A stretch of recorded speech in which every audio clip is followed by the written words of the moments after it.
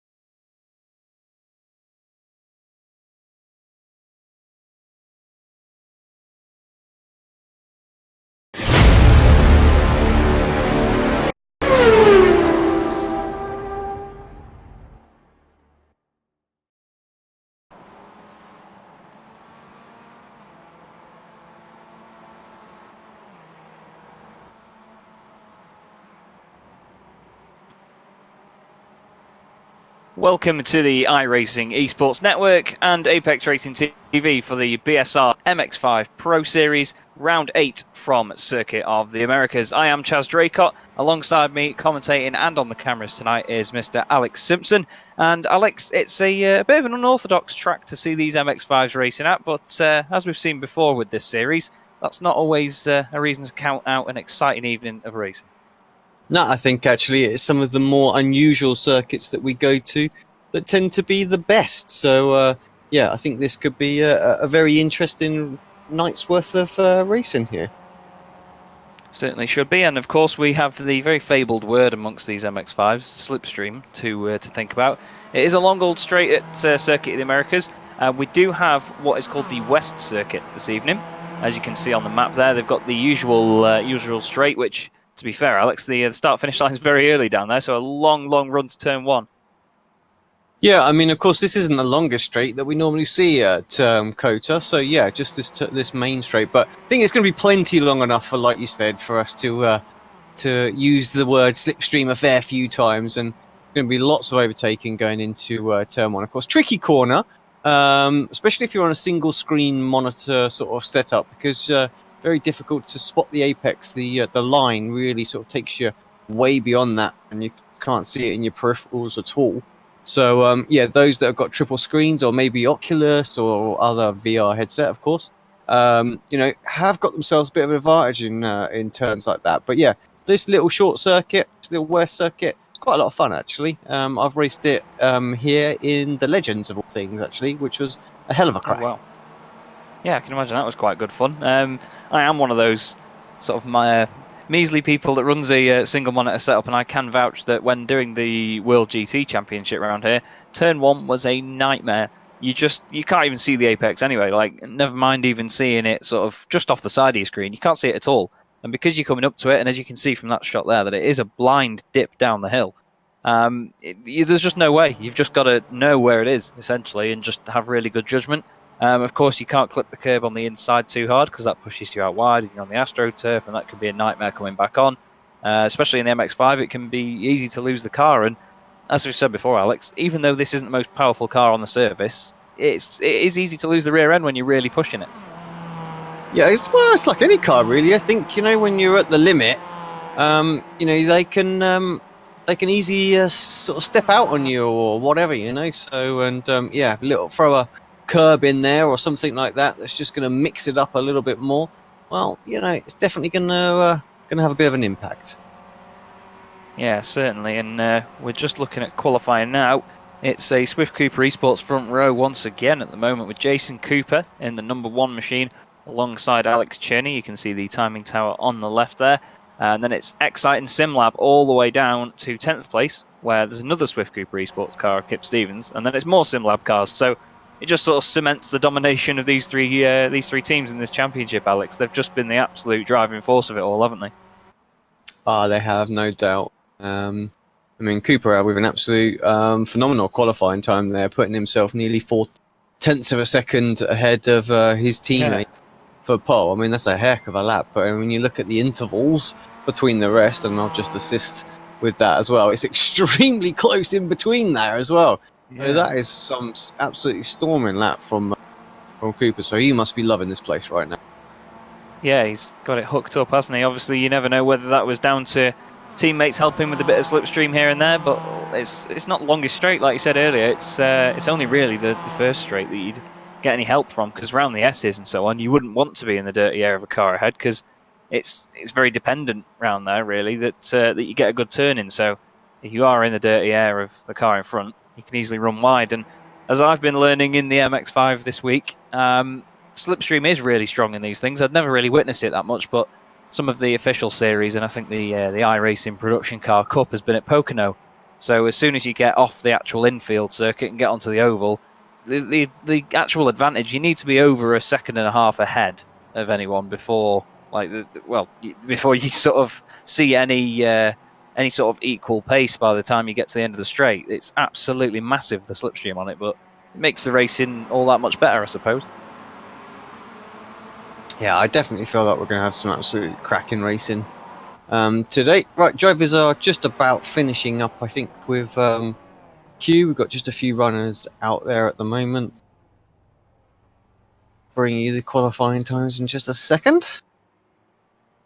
Yeah, you can just tell everybody abandoning laps or pulling to the side with the little red indicator. Just for those that don't know as well, that just indicates that the driver is off circuit at the moment. So if I just go to the blimp, and there you could see Cherney was indeed just off on the inside. So yeah, Jamie Ayres also doing that. Nothing uncommon there, Mr. Ayres. Oh. But Steve Hefford with better qualifying, 6th place so far. I mean, it's still provisional, nothing's official at this point. Still a few drivers to come, but we haven't seen Hefford up at the front for a little while now. So let's hope for a better meeting from Hefford, because I don't think the season's gone exactly how it wanted it to start. That's for sure. Yeah, and, certainly. A lot of starts from the back of the grid and things like that, and a lot of penalties. So yeah, it's been a tough whole season for him. Yeah, it has, and we see him getting caught up in quite a lot of incidents, and they're not always his fault. A lot of the time, he's trying to sort of fight through from the rear of the field when, like you say, he's not been taking part in qualifying. And when there is such a pace difference, I mean, Steve's a really quick driver, but when you're coming through some of the AM drivers further down who aren't quite as quick, then it's easy to sort of overdo it a bit sometimes, or catch people out and cause an incident. So yeah, hopefully it works out for him tonight. Here is the grid then. Jason Cooper and his teammate Alex Cherney lock out the front rows for Swift Cooper Esports. Jack Ashton is third on the grid for iRacing, alongside Jamie Ayres for SimLab. Then it's Ashley Beard and Steve Hefford, as we just mentioned there. Then it's Brian Holmes and Adam Delmont, teammates for iRacing. Then it's Pete Van Gool and Kip Stevens, meaning that the whole top 10 is Excite, SimLab and Swift Cooper. Then it continues as well with Dave Hampson and Nick McCarron, teammates on the 6th row of the grid, 11th and 12th. Then it's Martin Plowman in the number 86 machine in 13th, with Craig Cameron top of the AM drivers. Great stuff from Craig there for Northern Lights Racing. Then it's James McRitchie, Cesare Rizzo, Max Wright, Michael Wortman is the third AM driver, with Jeroen Ursum 19th, and Stuart Dick is 20th in the number 61 car. They're then followed by Andy Maxwell, Carl Hardy, Liam Silkstone, which is quite an ironic name in itself, Lorne Murray 24th, Stephen Cooley 25th, and Billy Rose is 26th. Mick Barry is 27th, with Alex Perkis for Northern Lights 28th. Good to see Northern Lights getting more of a representation in the championship. Another new name to me there, Dale Benison 29th, Tyler Lugo Vickery 30th. And then these are the drivers, I believe, that did not qualify. It's Luke Cooper, Adam McNally, Joe McDonald, Ralph Cullen, Rob Graham, Alex Rivette, Scott Malcolm, Craig Jones, David Ayres, Josh Rayfield, Anthony Ainsworth, who is now driving for Fury Simsport as opposed to Year 1 Racing. And rounding at the back of the grid is Anthony Ainsworth and Mikey Keat for Result Clothing. You can just see the cars getting ready on the grid. Now, nicely spaced on this grid, Alex. It's because it's a Grand Prix circuit, some of the grid spacing is a bit bigger, so maybe people need a better run down to turn one or a good launch off the line to get anything done. Here we go then. Lights coming on. It'll have to be a good start from Jason Cooper to keep his lead. Will his teammate help him out? The lights are away. Oh, he's not got a great launch off the line, you know. Massive wheel going to be side by side. Yeah, Cherney's going to be line of abreast. He's going to be around the outside, though. Looking to the inside is going to be Jack Ashton. There's so much overlap there. Ashton clips the curb on the inside. It's a great run out of there by Jason Cooper, though. So now Cherney's got to do the work to keep Ashton behind. And obviously, because of the preferred racing line through the right. Oh, there's a car around there in the midfield. Looking who that is going down the order. Tyler Lugo Vickery has been off as well. He's coming back on. There is Rob Graham and his teammate next to him as well. There was a livery that I did not recognise. Liam Silkstone, I believe. Yeah, I think this is his first race as well tonight, actually, Alex. So not the baptism of fire for Liam as they come on to the final sector of the lap already. Yeah, short little lap around here, of course. Let's just bring the mean map up so you can see where they are. Yeah, so ignore me.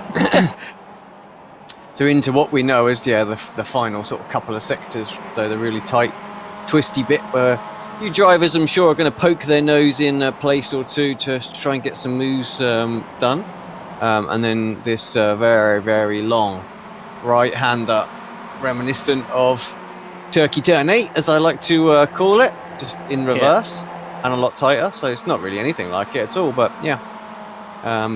That kind of feel where you're just absolutely giving it everything, maximum G that the car can pretty much handle. Yeah, it's right on the edge of grip. You've just got to really be careful on the throttle as you go around there. it's easy to want to overdo it. You can see the wonderful snake of cars there on the track map on the right hand side. Just to reiterate, any cars that are highlighted blue are the pro cars and the green ones are AM. Alex thankfully bringing the graphic up at the top, but look at that, 4/10 faster by Jason Cooper on lap 1 then. He's obviously made it up in the corners for that bad start, but a relatively clean first lap actually, Alex, and as you can see by the snake on the track map there, actually it's quite sort of evenly spread out all the way through by the look of it. Yeah, let's just take a quick look at intervals. Yeah, so everyone pretty much sort of under a second from each other all the way down at the moment. So a couple of little gaps, but yeah, a good start. We had a couple of cars just around in turn 1, but since then, it's been pretty smooth sailing in terms of incidents. Plowman just dropping off the back of Van Gool, and Dick also from McRitchie. So just takes a... I wonder what's going on with Stuart, because actually he's losing a place right now as well. Ah, that's why. Slow on the inside. Yep. Is that a slowdown penalty? It might be, or he might have some damage there. But yeah, it's affecting him a fair bit. Looks like he's coming back up to speed right now. So it looks like a slowdown, I think, Chaz. Yeah, it might be from just sort of overdoing it on one of the runoff areas, or just going over a curb a bit too much, because these apexes, like you say, not the easiest to spot, especially at turn 1. See a lot of these guys lighting up the timing tower on the left hand side red at the moment as they just clip the runoff areas and run a little bit wide. They've got to be careful about those incident points though. If you're new to iRacing, they have an incident point system, so if you put 2 wheels or half the car off the track, or what they consider to be track limits, then you get what is known as an incident point, and you get a limit of how many you can get. There's going to be a couple of guys getting them there. You can have a limit of how many you get over the course of a race, and I believe in this series it's 20, so they can take liberties in certain corners, but you have to be careful throughout. And second place now obviously is Jamie Ayres. He's taken the position from Alex Cherney, and he's going to want to go after Jason Cooper here, but Jason's made a run for it. On board now with Cherney in third place. I'll say that just as Jack Ashton is side by side with him. You can see them swapping places on the left hand side. You can see him in the mirror there as well. He's through the S's. Jack Ashton's still there on the left. You've got to be so careful not to hit those big orange curbs. Bit of opposite lock there from Alex Cherney. Fantastic car control. Really good battle in between these boys, and normally on the Grand Prix circuit you'd turn right there. But there we go, left. That's a wonderful little bit of track there. Not really seen this layout used before, but that little left right there, Alex, that's seemingly impossible to get an overtake done there, to be honest, but it must be exciting to drive on a hot lap when you're really on it. Yeah, I imagine very tricky. Like I say, in the Legends it was a lot of fun round there, and of course just that little bit of battling that Cherney and Ashton had there and set them back. Good second, and Cooper, I tell you what, man, he's flying. He loves this place. So yeah, whether he's just put a little bit more practice in than maybe some of the others have, because obviously it's not let's be honest, it's not a circuit that people will run a lot. I would think there's a fair few drivers out there that have probably never run this layout before. No, definitely not. I've not even seen it, to be honest. I had to do a bit of research when we said what layout they were running tonight, just to know where they're going to be going, really. But it's seeming like a nice little variation of it. I know that the Grand Prix circuit, it'd probably be about 3 to 5 working days to do a lap round here in one of these things. But it's a potent little circuit. But even saying that though, there's still nearly 2 minutes a lap. I mean, some of the guys further down the order are doing 1 minute 50s in terms of their lap time. So it's not a short circuit by any stretch of the imagination, but certainly feels like it, because we're already on lap 4, so it's flying by at the moment. We look at Ashley Beard attacking Steve Hefford at the moment in the Excite car, and as we've said all along in this series, you can see in the distance as well, these Excite cars are never just on their own on track. They're always in at least a pair. They hunt in packs, as Adam McNally says. Yeah, without fail. And you got Ashton Holmes just ahead of Steve Hefford right now. Well, as I say, just ahead, it's about 2 seconds. So Hefford coming under increasing pressure, and it's just built that gap up. There's the rest of that little pack that we were talking about. So will he be able to close back up or not? But yeah, a couple of gaps starting to form up that I really didn't expect to see. Yeah, I was expecting it as well to stay very bunched up all throughout the pack. But I think it's just where there's the odd battle, like you said before, with Alex Cherney and Jack Ashton. Once there's a bit of battling going on, it really sets them back, and it just gives people the chance to run away, as we see Hefford now with the 2 Excite boys of Beard and Delmont behind him. And one thing I did note earlier, Alex, which we may hear at some point, is that I mean, I hope that neither of them take offence to this, but Adam Delmont really does sound like Steve Hefford in voice chat. I genuinely thought Steve Hefford was in there when I popped in to say hello to the boys before, and it turns out it was Adam Delmont, so you never know, we might have to try and get them in the same room and see if we can tell them apart at some point. As we look at James McRitchie there chasing down Kip Stevens, he's in the asymmetric car. Lovely little livery on that car, it's nice and subtle, but it's bold at the same time. As he runs a little bit wide there, he's under pressure now from Nick McCarron in the number 2 car. Nick's been running very well at the moment. I think he's actually top of the standings last time I saw. I know that he put a Facebook post up a while ago about it within the group that these guys have. And he's just been scoring points under the radar, really, Alex. I think it's how he's achieved so much in this series. He just gets consistent finishes and he just keeps the car going. And that's key to these things, isn't it? Because a lot of these guys battle too much sometimes and end up in accidents. Yeah, indeed, and that's what I'm basically not doing right now in my my Thursday night version of this series. You know, with the so no consistency and smashing it out of the way. So coming through, got my my chrome bumper on and doing my business. I've never seen a Kia Optima mounted with a bull bar on the front of it. But hopefully McRitchie's not going to get the bull bar out on Kip Stevens here, because he's gained a lot of time through there. It looks like Kip ran a bit wide in the number 29 Swift Coupe Esports car. Got a right good ding-dong going on in front of him as well. Side by side, I think that is Hefford actually. He's been overtaken by Ashley Beard, and now he's defending from Delmont. So his voice double will be having a go at him. Maybe they'll be shouting stuff at each other in chat and getting confused at who's who. You never know. But there's one of the Fury Simsport cars in there as well getting involved. Peter Van Gool on the back of that. Peter's one that's been having bad luck as well, actually, isn't he, Alex? Over the last couple of rounds, we keep seeing him getting really good qualifying positions, and then has an accident in race 1 and it sends him to the back for the rest of the evening. Yeah, just the way it goes, isn't it? Sometimes I've lost my mouse. It's not good. Here we go. Can't change any cameras. Let's go. Oh, who's that? That is Van Gool. Yeah, just running a little wide, so jinxed him. But yeah, I was just looking at the standings as well, and you are right. Nick McCarron is leading the way in pros, as far as I can tell. Looking at the points, for some reason I'm struggling to get it to filter, but yeah. So doing a heck of a job. 43 points clear on Kip Stevens right now. And again, well, there you go. And Kip Stevens, he's another one under the radar, just consistently scoring points. He's 12th at the moment. McCarron's 14th, but he's just always there or thereabouts, and that's how you win these championships. I mean, anyone that watches the British Touring Car Championship would have, of course, not to blow smoke up his backside, but they would have noticed that Mr. Ash Sutton on the weekend got 2nd, a 3rd and a 5th, and now he's top of the standings. I think going into it, he was like 8th in the championship or something. Maybe, actually, I think he was like 3rd or 4th, to be honest, but it's been very close. So ignore me on that one. It's not that much of a jump up, but even still, that's what it's all about. You might not have to win all the races in the world, but you can still get those consistent finishes. You can see the differing lines that these guys are taking around this section of the track. It's great to see from such distance as well. As we look right now at the battle between Ashton and Cherney. Cherney blinking around a little bit there. Hopefully he doesn't have any issues that completely take him out of the race. But he's hot in pursuit now. He wants to get that position back from Jack Ashton. But these Excite Energy iRacing cars, Alex, they've done a fine job since coming into the series. They just seem to get stronger and stronger each week.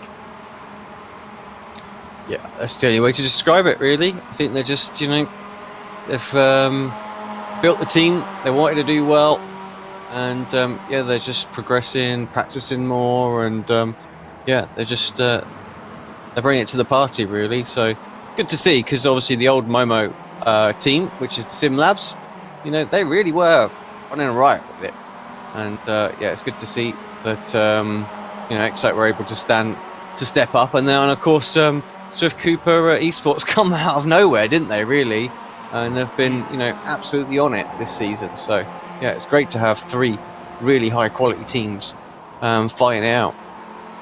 Yeah, it's sort of similar to the Formula 1 at the moment with Mercedes, Ferrari and occasionally Red Bull, but it's a little bit closer between these 3. It's just all about the cars being so similar. It's down to the teamwork a lot of the time and making sure you have track position, because we've seen in a lot of rounds in this championship before, because of how strong the slipstream is, a lot more of the tracks with longer straights, you want to be the guy in second going on to the last lap, just so you can slipstream past the guy at the end and take the win. But again, you can't take chances in these races, so sometimes you have to just go for it and try and get ahead.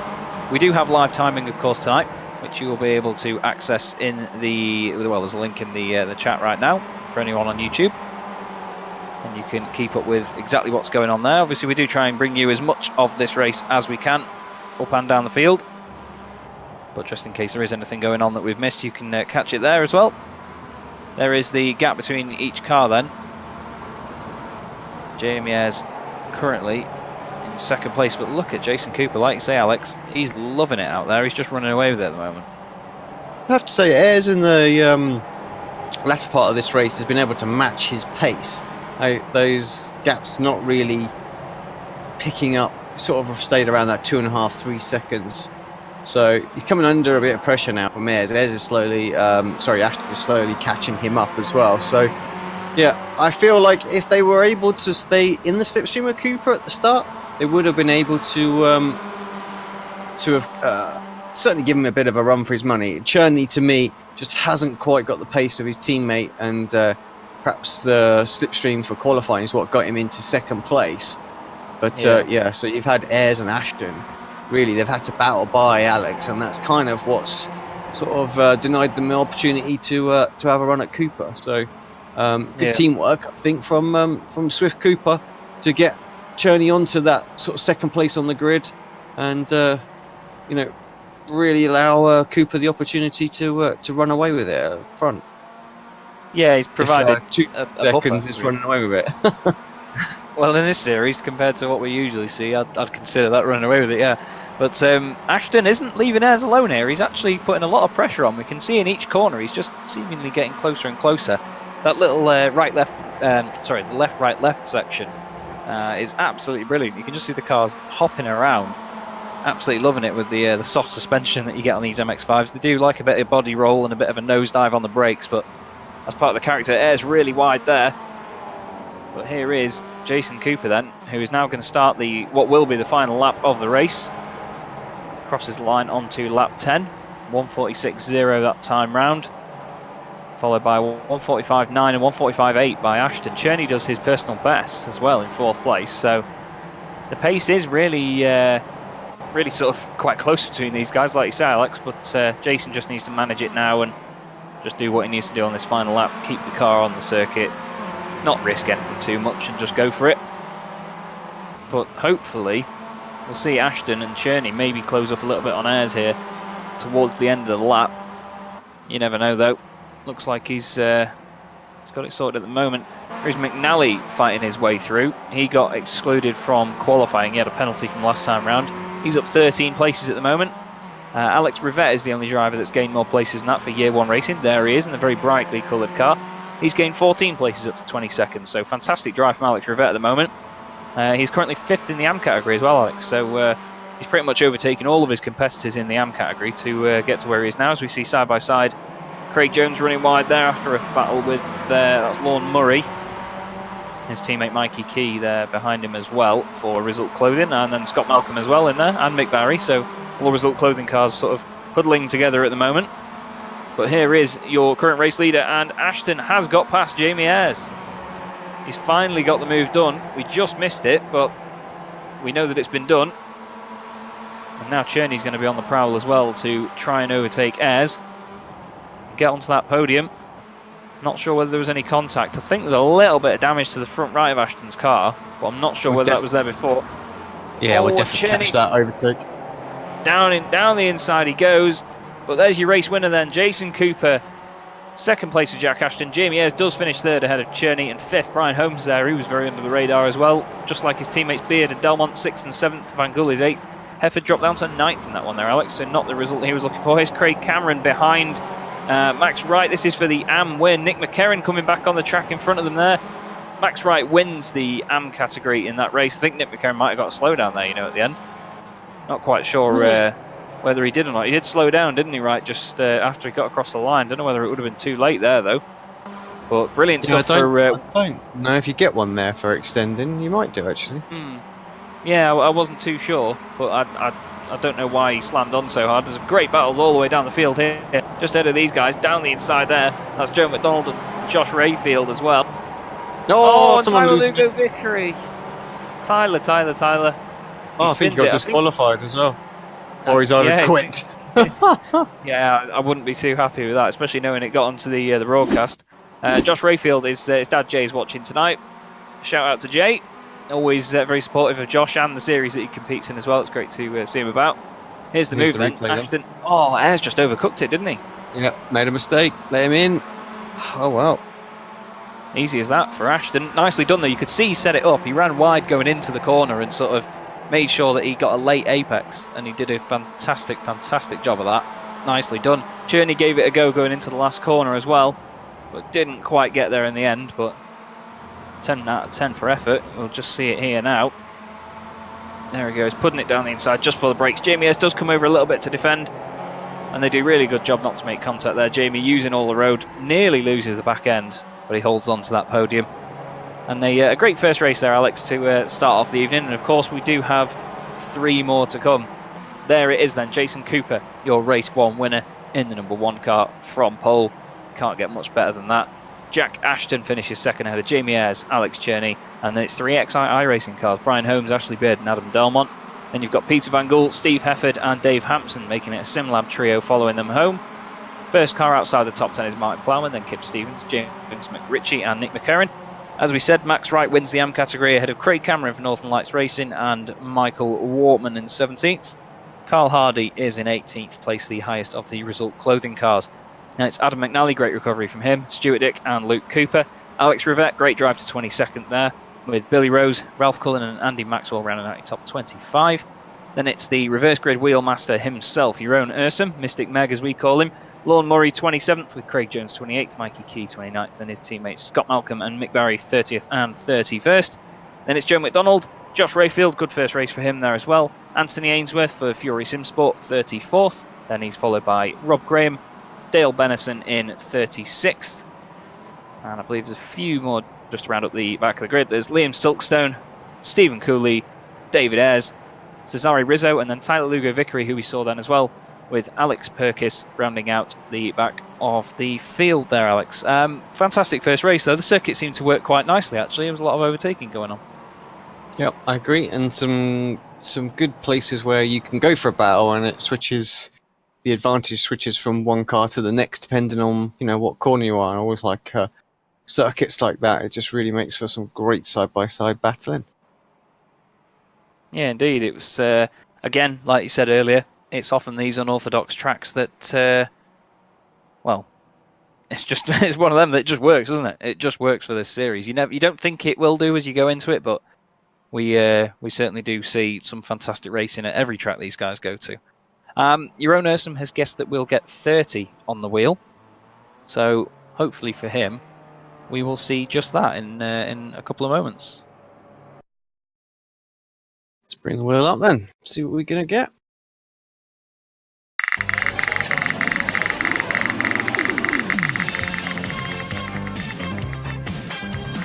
Well, stream's going to see what the result is, but Chaz, just for any new viewers, do you want to explain what exactly it is that we're doing right now with this wheel?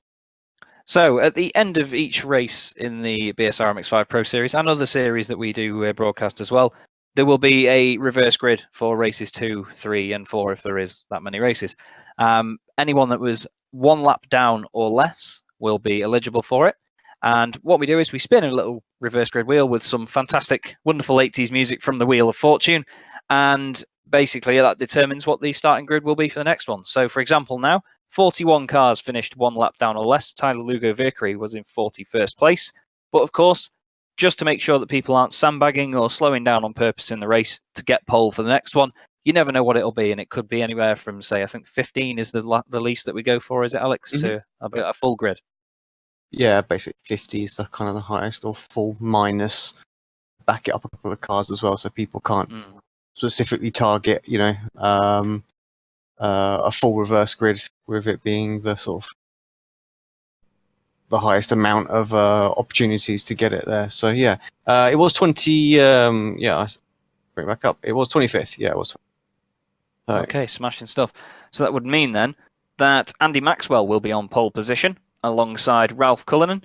Then the second row will be Billy Rose and Alex Rivette. And interestingly enough, Luke Cooper will be 5th on the grid for Swift Cooper Esports. Now, he's very, very quick. Adam McNally will be 7th as well. So some great competition up there for race 2.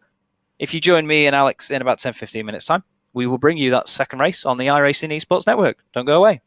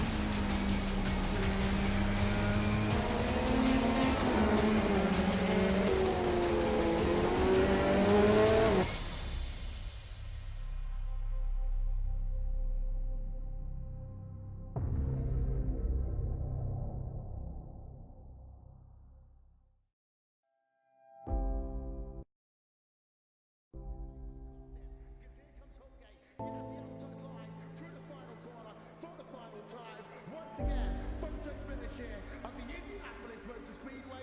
Will it be Tim Hogan? It's going to be Christopher DeMeritt at the line.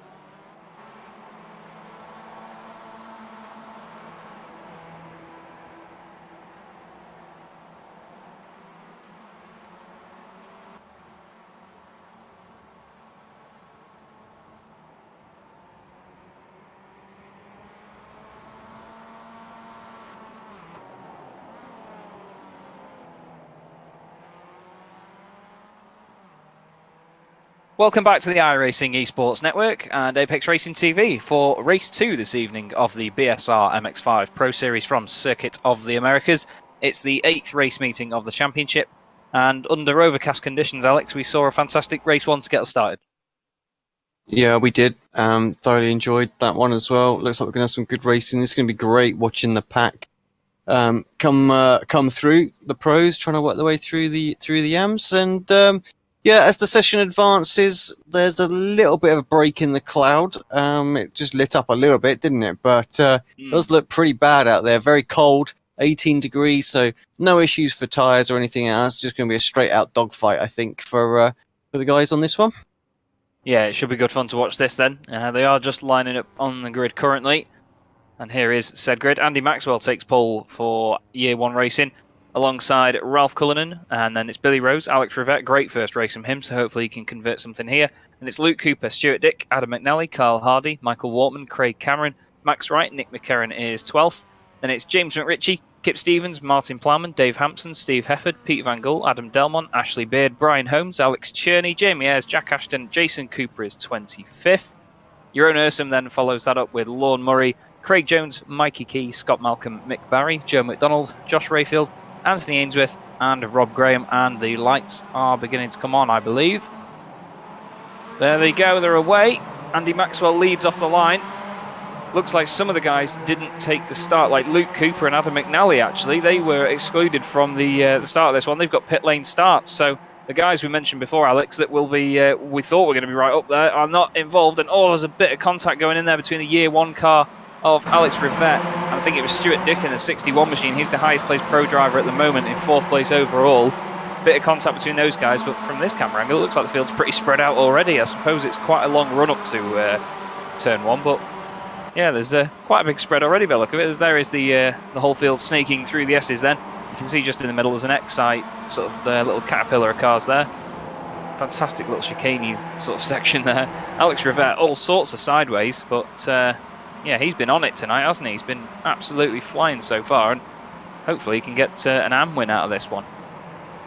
Yeah, absolutely. I think looking at the first half of this lap so far, most important thing, no real spinners or anything like that. So just got those guys that are coming in, starting from the pit lane that are a bit further back. But yeah, good clean start, which is what we want. Oh, that's great batting.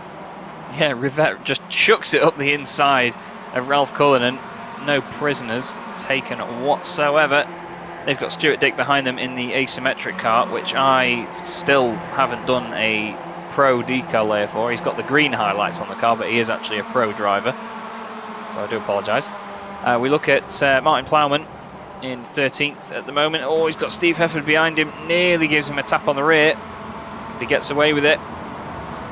These guys are on the back of a very impressive train of cars here. It looks like someone in the background going for the pit lane. Billy Rose and his teammate Craig Cameron, as well as some of the guys there running wide out of the final corner, sorry. Max right there just in front of Plowman. Plowman had to get on the brakes as to not run into the back of him, and now Steve Hefford's got the run. Look at the massive incline into turn 1. You don't realise how steep it is until you see it from that angle. Look at that from Stuart Dick, really opportunistic stuff. Tries to get down the inside. Great stuff by Alex Rivette as well. Keeps it around the outside. Now it's a Year 1 1-2 at the moment, and he's in the number 1-1-3 car. But great stuff by those boys now, and Andy Maxwell running away with it at the moment. And he's quite new to this series. It's contact. That's Hefford in the wall. That's Max Wright and Steve Hefford. And Max Wright, he made a name for himself in the BSR TC in Thursday nights, and he's done the same again here. Is that Plowman? It is Martin Plowman. We were just saying before how he was coming through, and he's around as well. Dave Hampson is also on highlighting red on the timing tower on the left. You can just see him going slowly there. Martin Plowman now trying to make his way back up to the group in front. That was a real shame that to see Hefford and Max right there. There's Ralph Cullinan off in a different zip code there. Would say postcode, but we're in the States. But those Year 1 cars, Alex, really putting on a show with just the liveries up front. But yeah, hopefully Rivette and Maxwell can run away with it here. Relatively new team to the championship as well, so it'll be good to see them get some good results under their belts quite soon on in the championship. I say soon on, it is round 8 already, but you know what I mean. But how often do we see new teams come in and just slowly improve, and then they start picking up the odd podium, and then maybe the odd win, and things like that, and then before you know it, we've got another really strong team. So, and just to pick up on the question that Steve Taylor has asked as well, yes, 720p. It surprised me as well. For some unknown reason, it looks like my profiles have been edited, and for whatever reason, the stream's going out at 720 tonight. So yeah, I'll be back at 1080 next week. But yeah, just something I didn't spot when the stream went live. But don't want to stop it midstream. Yeah, you don't get the privilege of listening to our wonderful voices then. Yeah, old school, really, isn't it? 720 is really. Yeah, it'll look good on the phone. Billy Rose there running wide. Oh, he has to try and compromise his line. Look at how much it holds people up there when they have to back up through that section. You've got the Excite trio at the back there of Delmont, Beard and Holmes. Brian Holmes did the fastest lap of the race last time round. There's purple sectors from Alex Cherney and Jamie Ayres as well, who's just dropped down a couple of spots. So I think Richie just got Nick McCarron there as well. That was a good little move. Yeah. So Richie showing good pace. Yeah, he has been quick, James McRitchie. We were trying to get him promoted to pros. Oh, running wide there. That's Alex Rivette from the lead, so he got past Maxwell at some point. And he's pushing hard, is Alex Rivette, though. He's doing a sterling job so far. Still building a lead on Rafe Cullinan, aren't they? So that's what they need. But yeah, I think like Stewart and McRitchie, they've got enough pace that if they can get by Rafe pretty quickly, they're going to be able to drive up to the back of these two, try and spoil their fun. You can see the differing lines there, though. Cullinan took a late apex, and yeah, you can definitely get slowdowns there, can't you? I didn't realise just how much it would affect it, but you can definitely get the slowdowns there. I think one of the Rivette has disappeared. He's dropping down the timing tower on the left as well. That's a commentator's curse if I've ever seen one. Yeah, absolutely. I'm not sure whether it's his connection or... he did just blink in just for a split second there. That might just save his bacon, but he's going to need to. That connection's going to need to sort itself out. Otherwise, iRacing's going to kick him any second. And then, totally off the top 25 now. Yeah, I can see he's still going down the order. He's into the 35th and lower. I've just noticed as well another car that I need to sort a decal layer out for, because Andy Maxwell has no number boards. But we know what number car he is, luckily, because of that livery, giving us a very bright demonstration of it. Down the inside, there's McRitchie. Yeah, so Dick got himself past, and McRitchie takes full advantage with Cameron just being a little bit slow off the corner there where they're battling.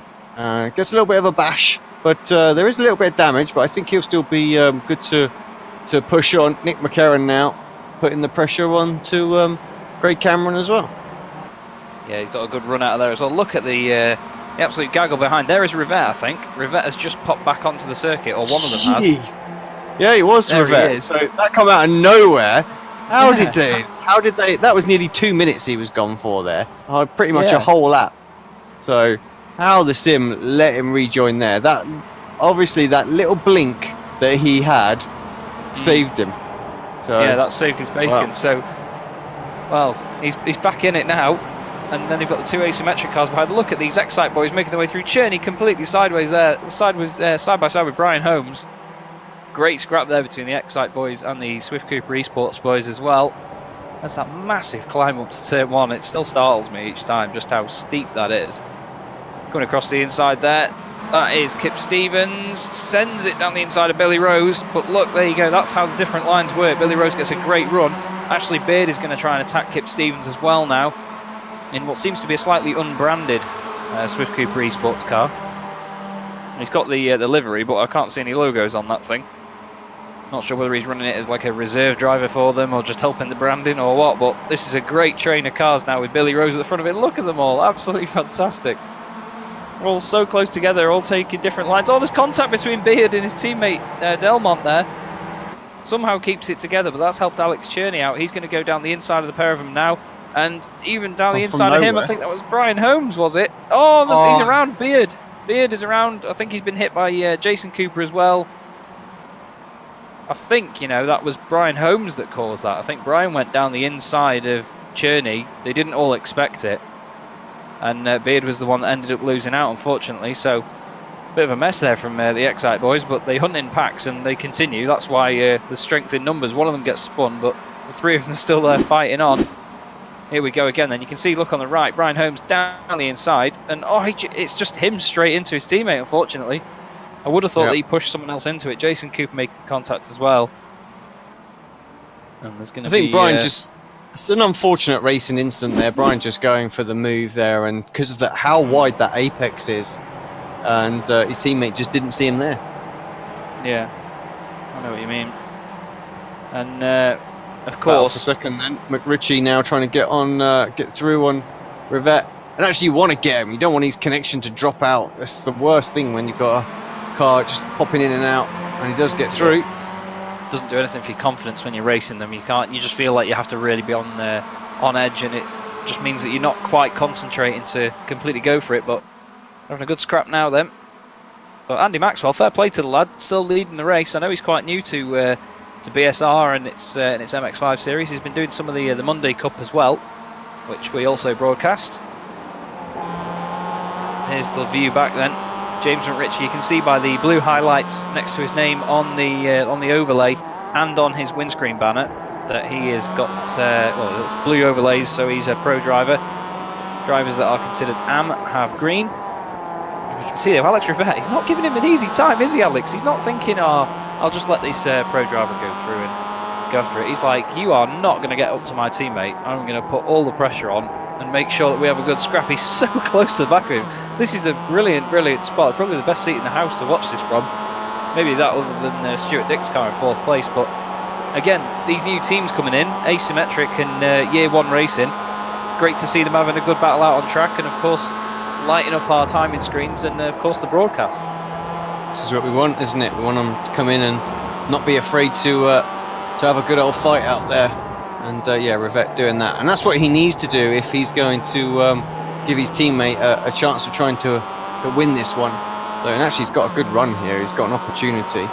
It's Delmont out. He's just disappeared on the timing on the left. Don't know whether he got disqualified. 17th dropping. I'll have a quick look. Yeah, he's got quite a lot of incident points according to the. Oh, they're 3 wide into turn 1, and McRitchie now followed by Rivette and Maxwell. So, yep, we have a quick look back for a second, and it all changes at the front. Yeah, that's my bad, to be fair, but yeah, that's just how quickly it can change in this series. Andy Maxwell, though, was doing a fine job. Here's what happened to Delmont. Yeah. Is he just going to get an off-track or contact? He's going to run wide, is he? And he's going to suddenly disappear. Boink. Yep. There he goes. Just and a disqualification. Yeah, so, unfortunately for him. For those unaware as well, obviously they do run an instant limit for the series. And wow. So, yeah. Keep looking away. Again. Yeah, so let's find out what happened there, because maybe Rivette's connection scared him so much that he just backed off. You never know. So here is Rivette then chasing down McRitchie. Does he just run wide, do you reckon? Oh, he's hot in there. Yeah, he's just run. Or has he got a slowdown? It's a slowdown, isn't it? Yeah. Real shame though, but that's just how it levels the playing field a little bit. If you get drivers that are pushing that extra bit too hard sometimes, you can get penalised for it. But it only seemed like a minor one in that point as well, Alex. So it's not completely taking him out of the race, and I think that's where iRacing do get it really right sometimes, is that obviously on the first lap you do want to be pushing hard, but slowdowns can really hurt you. Apart from the first lap, but they don't get it right in the first lap. So. Look at this gaggle behind those. Stuart Dick, Craig Cameron, Nick McCarran, Wortman is in there as well. I'm really sorry, Michael, I did forget your first name without looking at the timing screen there. Carl Hardy, 8th. One of the only guys that's actually where he started at the moment. Martin Plowman is the only other car that has achieved that so far. And look at Maxwell now really defending from McRitchie. Makes him go all the way around the outside, gets on the throttle Lily, but McRitchie makes it stick. Fantastic commitment. You've got to love that. Really, really good stuff. And the sun has come out here now as well, Alex. So if we know iRacing, the track temperature will be rising pretty quickly for these boys. So maybe with just a couple of laps left, maybe another 4.5 minutes or so. You can see them sliding around now. There's a massive old slide there, so yeah. So it's got 2 and a bit laps, hasn't he, to try and hold on to this 0.8 of a second. We know how quickly that gap is going to come down. So with tall old order, I don't think McRitchie's going to make the same mistake again. But Rivet, he's just got to push like crazy and see if he can just mitigate this time loss over this next sort of 2.5 laps. Might be able to hold on to this. Whoa! Speaking about pushing like crazy, that was completely sideways around the right-hander there. It's not going to do anything for his lap time. Oh, Oh no. no! Is that his connection, or has he had an incident point? I suppose we won't know until he pops back in again. No, we But will James never McRitchie- know. James McRitchie inherits the lead of the race through circumstances that he probably would have liked to avoid. He probably would have liked a good scrap for it, and I'm sure everyone watching, and obviously us two as well, would have enjoyed that. But he leads the race. Andy Maxwell still second place. You've got to give him a good shout out as well. Andy Maxwell's done a fine job so far, leading the AM category. Here we are then looking at Nick McCarron in a battle with Michael Wortman. Michael, one of the United States drivers that does compete in this series as well. It may be British sim racers as BSR, but there's plenty of international talent in these championships, and that's what we know and love about it. As there's some of the Result Clothing cars and Kip Stevens as well, waiting in the wings to try and take any opportunity to make a move. Stuart Dick is at the front of this group as well. And this has been a very, very nice and clean train so far throughout this race, Alex. We've not seen any sort of major incidents up front. It's been a real pleasure to watch these boys scrap and keep it nice and clean. Absolutely, racing's been great. This is what we want to see week in, week out. I don't want to speak too soon. There's Alex Rivet. He's back. So it is just his connection, but he is in second place, unfortunately. So McRitchie, we're like, well, that's how you do the overtake. Just wait for him to disappear for half a lap, and you just just do your normal lines, do your business, and away you go. So the worst thing is when you get those drops like that, you have those little stutters. And have you seen your timing screen? What is going on back here? You need to have a little look at this. Yeah, we've got some Could Swift be Cooper cars. Could be nothing, but it might be. Oh, Oh, it certainly no. is something. So Brian Holmes, two teammates in the same corner in one race. There's going to be some very strong words from team manager Adam McNally in the chat, and it'll be all in Geordie gibberish, of course. But hopefully Brian understands it when he gets a slap on the wrists. But here is Alex Rivet then, the connection renegade at the moment, but he's still in second though, so fair play to him. Doing a fine job. Oh, it's McRitchie now. Will he get a slowdown for that? Because essentially you can gain from it, and it does seem daft sometimes to think that you can get a slowdown from going around the outside of a corner, but the run is obviously very important up the straight. He doesn't seem to have slowed down yet, so I think he'll be alright for that. But of course, Rivet and Maxwell are teammates in the AM category here, so these guys will both be aiming for a win. I was saying about hoping for Rivet to get a win because he did such a great job in race one. He gave 14 places, I think it was, to finish 22nd. So he does deserve it for the amount of effort he's put in tonight. And of course, Andy Maxwell, great first. It's the first meeting I've seen him competing in the Pro Series. Anyway, I know he's done the Monday Night Cup for a few weeks, but that's a great flowing bit of track there. Wonderful shot from the chopper cam as well. Look at how you really have to be on it. It's just like a lot of Circuit the Americas. You really have to be on it all the way around. And Stuart Dick is, well, dropping down the order, unfortunately, on the left-hand side.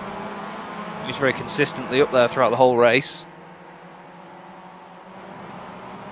As here's a bit more of a scrap further back. Kip Stevens side by side with Carl Hardy.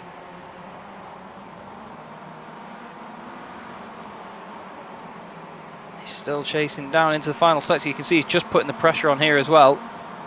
Doing a wonderful job.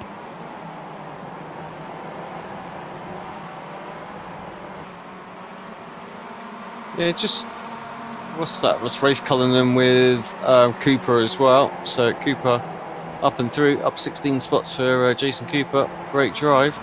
These guys are all exchanging positions. That's McCarron going a little bit slow, loses some places there, but coming across the line any second. Oh, or is he? Is he going across the line? Does he get a slowdown for that? I'm not quite sure what's going on. Alex Rivet as well slowed down, but and Andy Maxwell's going down the order too. I was just about to call him out in third, and he's disappeared. Oh, has he got a slowdown as well? Has he run out of fuel even? Nick McCarron's done the same. It's a very short run to the line there, so I'm not sure what the situation is with those guys getting slowdowns, you know, but Maybe it is fuel, and with the track being very cold, maybe they burnt a little bit more fuel than they were expecting. Yeah. But yeah, so all change right at the end. McRitchie wins for Pro and the race, but Alex Rivette with a great drive, even though he was blinking in and out like a magician. Yeah, well, I think they've all disappeared. So, but yeah, wins AM as well. So great job from him. Craig Cameron inherits second place and third on the overall as well. So great drive from him for what was basically just a very controlled race, just staying out of trouble. Yeah, that was the key in that one by the look of it, wasn't it? Just staying out of trouble, and that was the key to making sure that you got the results, I suppose. Not really pushing too hard to get a result. Just got to keep it on the black stuff, haven't you, sometimes, and that's what you get. I mean, look, once again, at Kip Stevens, 5th place in that one. Really under the radar, as we said. Nick McCarron, 12th again. They're just picking up these consistent points, and that's how they do so well in the championship overall. James McRitchie wins the race then. Alex Rivette 2nd, McCraig Cameron 3rd, Michael Wortman in 4th place, Kip Stevens in 5th, Carl Hardy 6th, Jason Cooper in 7th. Great drive by him to get up there as well from 25th on the grid. Ralph Cullen in its 8th, Jack Ashton 9th, Alex Cherney 10th. Andy Maxwell drops to 11th. Real shame there after such a strong race. Hopefully in the next reverse grid he will do just as well.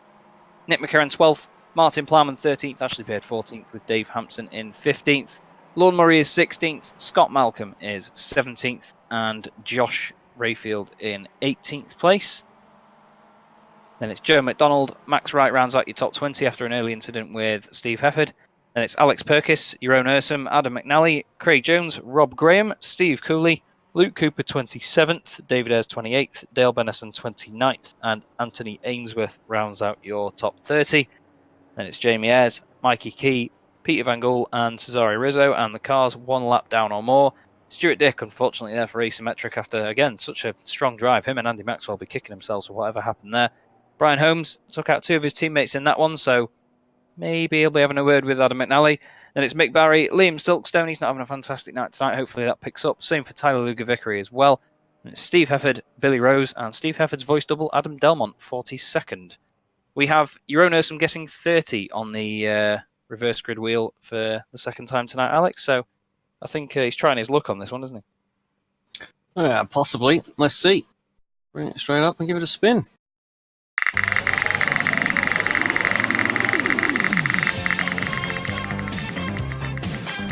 Yeah, he's missed it, unfortunately. It's going to be another... maybe it's not going to be such a large one. Oh, just flips over to 25th. So, actually, relatively small reverse grid for a change. Second time tonight we have 25 then. Rob Graham will start on pole position in the number 22 car, alongside Craig Jones. Adam McNally will be 3rd on the grid, with Jeroen Ursum in 4th. I'm sure he'll be happy enough with that. And Alex Perkis for Northern Lights Racing will be 5th. So, if you join me and Alex in about 10-15 minutes time, once again on the iRacing Esports Network, we will bring you the 3rd of 4 races from Circuit of the Americas and the BSR MX5 Pro Series. Don't go away.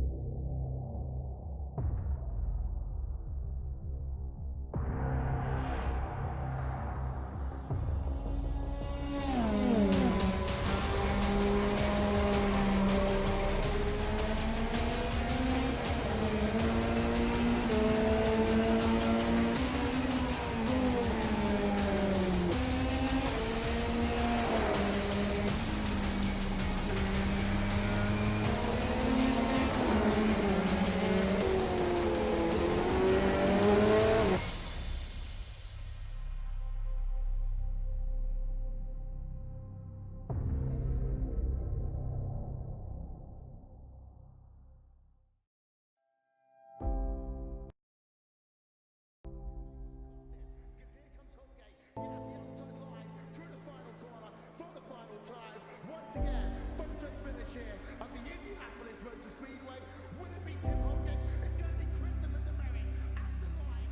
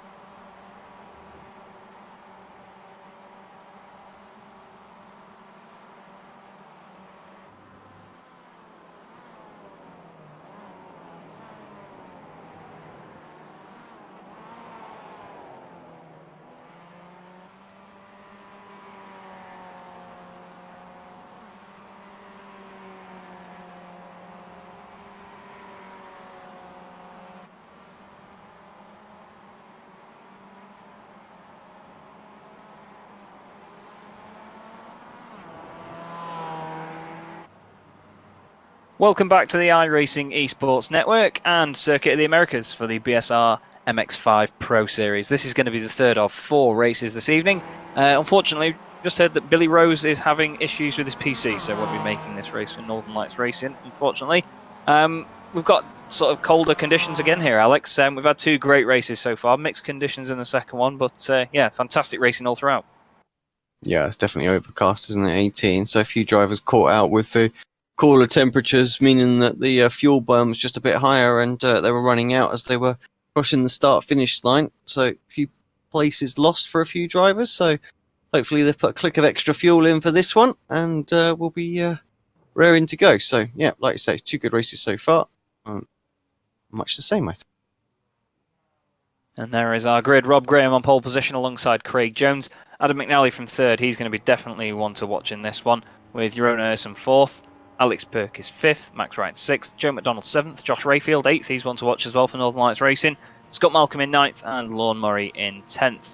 Then there's the pro drivers: Dave Hampson, Ashley Beard, Martin Plowman, Nick McCarron, Andy Maxwell, Alex Cherney, Jack Ashton, Ralph Cullinan, Jason Cooper, and Carl Hardy. And you know what, Alex? I think Adam McNally may be starting from the pits again. He did mention to me earlier tonight that he had a disqualification from qualifying and a pit start, but I wasn't sure whether it was race 3 that he'll be starting. He is going to be starting from the pits, so ignore me. He's not one to watch for this. We've got AMS all the way at the front. Here we go then. Away we go. Look at all the smoke. Plenty of it as these guys get away. Rob Graham leading the way in the 22 car. Craig Jones is going to be alongside him then as they go up to turn 1, up the hill. Turning in. Oh, that was Jeroen Ursum for Excite iRacing as well. Someone getting plenty of curb on the inside there. It's easy to do, as Alex and I were saying earlier on in the broadcast. You've got a single screen, it's hard to see the apex. Plenty of 3-wide action as the guys go down the hill. Hopefully this all sorts itself out. Some of the year 1 boys in there. Oh, and there's plenty of contact there. There's cars around at the back. I think that was Steve Cooley, and is that Scott Malcolm, or is it Rob Graham? Is it? Rob Graham's going down the order. And oh, that was Hampson, I believe, who just got turned around there. It's all kicking off here, Alex. This is usual race 3 madness straight off the bat. Yeah, well, normally it's race 4, I think, when it gets a bit like this. So a lot of people with slowdowns, first lap slowdowns. It looks like Hefford with one. Yeah, so I thought Hampson was going to pick up one for sure. Cameron but around. oh Craig man, Cameron's around, so a Michael couple Walton. of cars yep, involved in that one. So yeah, just a very interesting start to it. Complete contrast to what we saw in the last race. But at the front, Craig Jones, Max Wright, and Jeroen Ursum. Got a little bit of a gap from Alex Perkins just behind. Ashley Beard already up 7 spots as well. Surely he's got to be favourite to take this one, being the fact that he's into 5th already and not even the end of lap 1. Yeah, he's done a sterling job, hasn't he? And to be fair, Ash has been quick all throughout the season. He's going to try and take advantage of Alex Perkis here, get a good run round the outside. He goes. He's got it done before they're even on the exit. Nicely paid. Alex is quite new to the series. Not sure how much of the MX5 he's driven before, but he's holding up his teammate now. And Martin Plowman's in there as well. Josh Rayfield is the Northern Lights car that was behind him. They're nearly 4 wide here going into turn 1. Rayfield on the right, Perkis in the middle, and Plowman on the left. Plowman's going to get it done for Fury Simsport. Nicely played. And in there as well, I believe that's Jack Ashton in the purple roll-caged Excite Energy car as well. Oh, a bit of contact there, I think, with McCarron. He's trying to stay out of trouble as well, though. We've been saying it all night about his consistent finishing, and yeah, he's trying to do it again as he fights with Lorne Murray there in the number 55 car. But Craig Jones leading the way from Max Wright, Jeroen Ursum.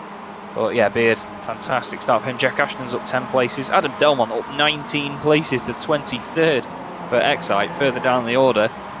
Very well done to him. Oh, was that him going off? Thankfully, no. It wasn't. That would have been a very, very good commentator's curse, that.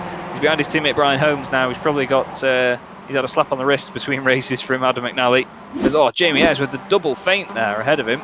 This was the incident that we just missed. A car should exit stage right. Oh, he's hit the curb. Look at that. And oh, it was contact with the number 47. I believe that was Cesare Rizzo. Real shame there for Stuart Dick. But that's how easy it is when you've got so much momentum to carry through the S's. You can easily run wide on one of them, and it sets you up for the next. Lovely bit of track reflection there from that shot. As you can see, the sun trying to break through on the far side. These guys do a great job of doing a sort of daily progression over the races. They start off in the morning sort of conditions, then we've got like midday sort of conditions, then it gets to sunset, and then the last race will be at night. And some of the Excite boys I was talking to before the race meeting were saying that they did some testing of it at night, and you cannot see a single apex. It's hard enough in the day round Kota, so it should be interesting to see how they get on as we see the Battle of Orange here. Nick McCarron giving Alex Cheney a bit of a push down the straight. Oh, a bit of a wobble on the rear bumper. You've got to be careful doing that, just in case you turn the car in front. He's gone down the inside of Lorne Murray just ahead there. They nearly make contact. Lorne Murray gets on the brakes to save it. Nick McCarron around the outside of the pair of them. Nicely done there. Wonderful opportunistic stuff that, wasn't it? Perfect, yeah. Just took all that momentum around, and yeah, Murray had to get on the brakes, I think, to avoid a spin. And to Journey's credit as well, he did kind of check up as well and didn't help him around. Can be easily done. Just finding it interesting, actually. Oh, yeah, it's someone did go off. Front. It's getting tasty in the background. Northern Lights are doing a drifting contest. Yeah, I don't know who the winner was out of that, but it was Perkis ahead of Rayfield. They both saved it as far as I know, but yeah, like you say, it is getting tasty at the front. Ashley Beard now making his way through the AM drivers. He's got Plowman and his teammate Ashton as well, so Ashton and Ursum are going to want to take the pressure off Beard here as they try and break through. But yeah, Ashley's been absolutely flying. He's gone from 12th on the grid, and I'm pretty sure that by the end of this lap he's going to be in the lead if he doesn't go too wide round what you call Turkey 8, is it? Turn 8? Turkey Turn 8, yep. Turkey Turn 8, that's it. And we've got Demonic Gaming UK saying that this is much better than the real F1 racing, and I agree. There's a lot more going on. I was stating the other day, Plowman down the inside of right, and there is Ashley Beard into the race lead. Nicely done. I was saying about Formula 1 the other day, while it is still an amazing form of motorsport, a lot of the time people just catch up, they stay at a consistent pace, get past with no real fight, and then just drive off, and there's no sort of there's no sort of fight back, is there really? But with these boys, they never give up. Ashton flying down the inside into turn 1. He's going to have Plowman on his right somewhere. You can hear it. You can hear the cars on his right, but there he is just in front. And this is going to be the fight for the it's the fight for the podium in the pro category, and the fight for the podium overall at the moment. Craig Jones just needs to stay out of trouble with these boys and make sure that if they do get past, they do it in a place where he doesn't lose out too much. But Ashley Beard now will be hoping to run away with it. This is a great onboard shot of this section of the circuit. Look at how it drops down there. So much commitment from these drivers as Alex Cherney is dropping down the order on the timing tower on the left-hand side. Not quite sure what's happened there. Nearly contact on the brakes. There was so much closing speed there. I don't think Plowman expected Jones to brake as early as he did, and it caught him out. Now you can see Ashton trying to get the cutback. He's setting himself up. You can see all the different lines that drivers take through there. Now they're side by side into this sort of double apexed hairpin. Some very strange corners at Kota. It's not my favourite of circuits, but it does certainly provide great racing. Ashton lights up the rears on the Astro, and he's there's a car around in the background as well. Nick McCarron is around. I'm not even sure whether that was just himself. There was a lot of cars around him. It is easy to light it up too much. Let's have a look. Let's have a look. Alex absolutely flying on these cameras as always. Straight back to the incident. Wonderful stuff. So here he is then. Yeah, it just makes contact. I'm pretty sure that was Alex Perkis on the way in. He was alongside, to be fair. Going. Yeah, he was. That's just that. I did say there would be a few people go for some moves at the inside. I mean, that's not the racing line at all. But yeah, you need to be given the space there.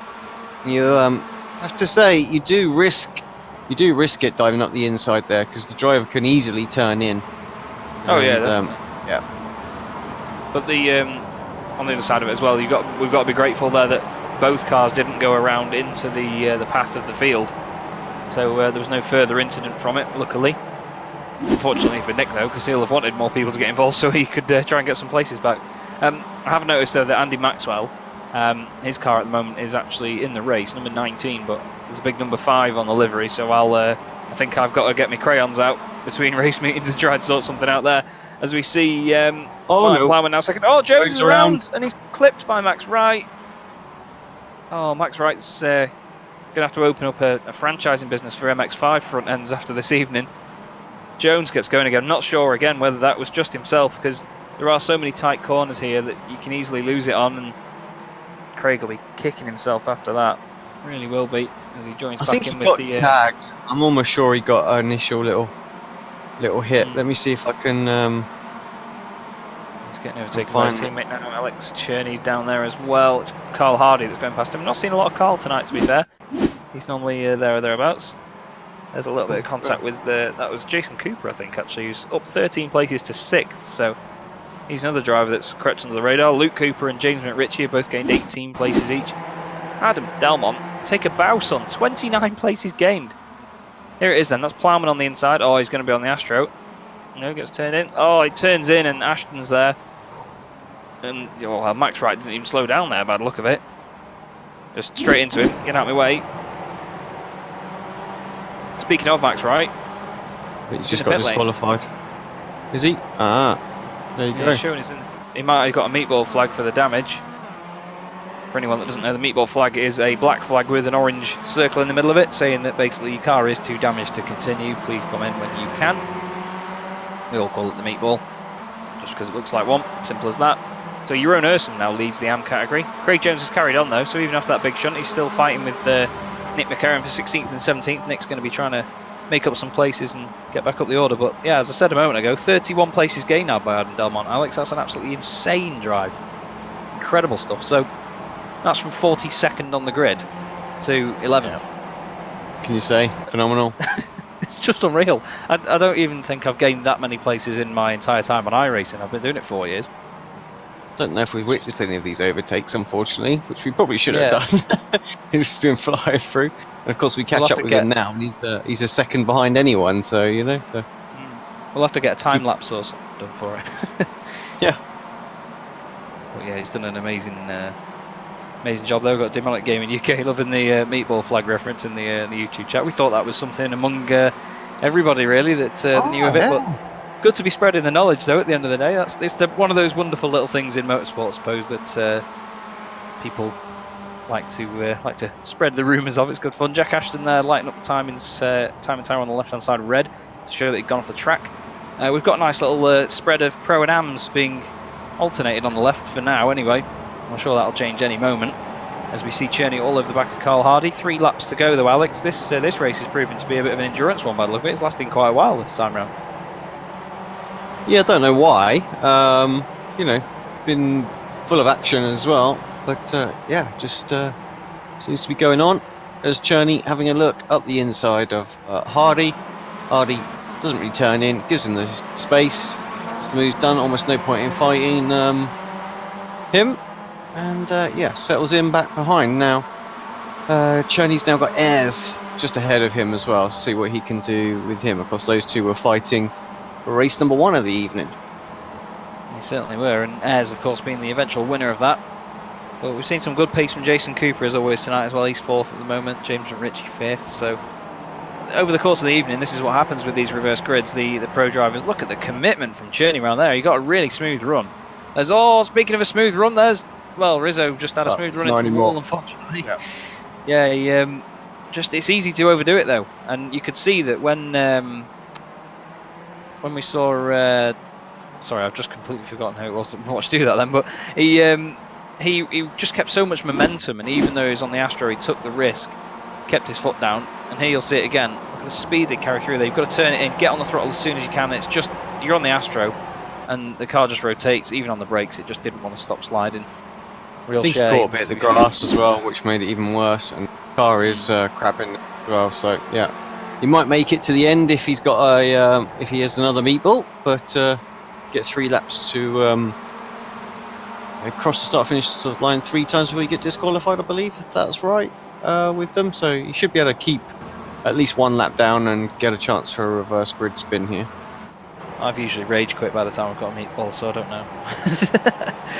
But you've got Perkis here fighting with Adam Delmont. Just behind them is Alex Cherney as they go up the hill into turn 1. You can see people start turning into that corner so early just to get defensive on it. Even still, Cherney's got a mega run out of there, still side by side, trying to get around the outside of Perkis. It's currently an Excite 1-2 at the moment for Beard and Ashton. It's Plowman for Fury Simsport. Oh, side by side, Cherney and Perkis through there. That's really brave stuff. Perkis, the eventual winner of it, though, does a great job to keep it together. But that's meant now that Lorne Murray and Carl Hardy are closing in on them behind as well. Once again, look at the commitment. It's brilliant to watch them go through there. Running wide on the AstroTurf slightly. Cherney got a great run through there into the left-hander, and he's got it through. Is he going to make it stick though? This part of the track is so formidable for cutbacks because there's so many different lines you can take. Some people go for a late apex to get the run on the exit of the corner, and other people get it turned in early to make sure that they defend that inside line. But yeah, Cherney doing a great job there now, and he's starting to get away. He's got the favoured line through all those corners. Perkis now needs to be careful to hold on to this AM podium. Jeroen Ursema's not got it easy at the front of the AM category though. He's still under pressure from these pro drivers. That is Luke Cooper going through to 6th place. Bit of trivia for you. Luke Cooper was running the number 6 last season, but his teammate Cherney now runs it, and he is now running the number 35 that Jason Cooper ran last season before he was number 1. You can tell I do the numbers for this series, can't you? Yeah. Just as that's oh, who was that in the background there? Oh, I think Max Wright is out there actually. I thought he had a slow down there over to the left hand side, but he's just sort of making it clear that he is slowing down for people to lap him.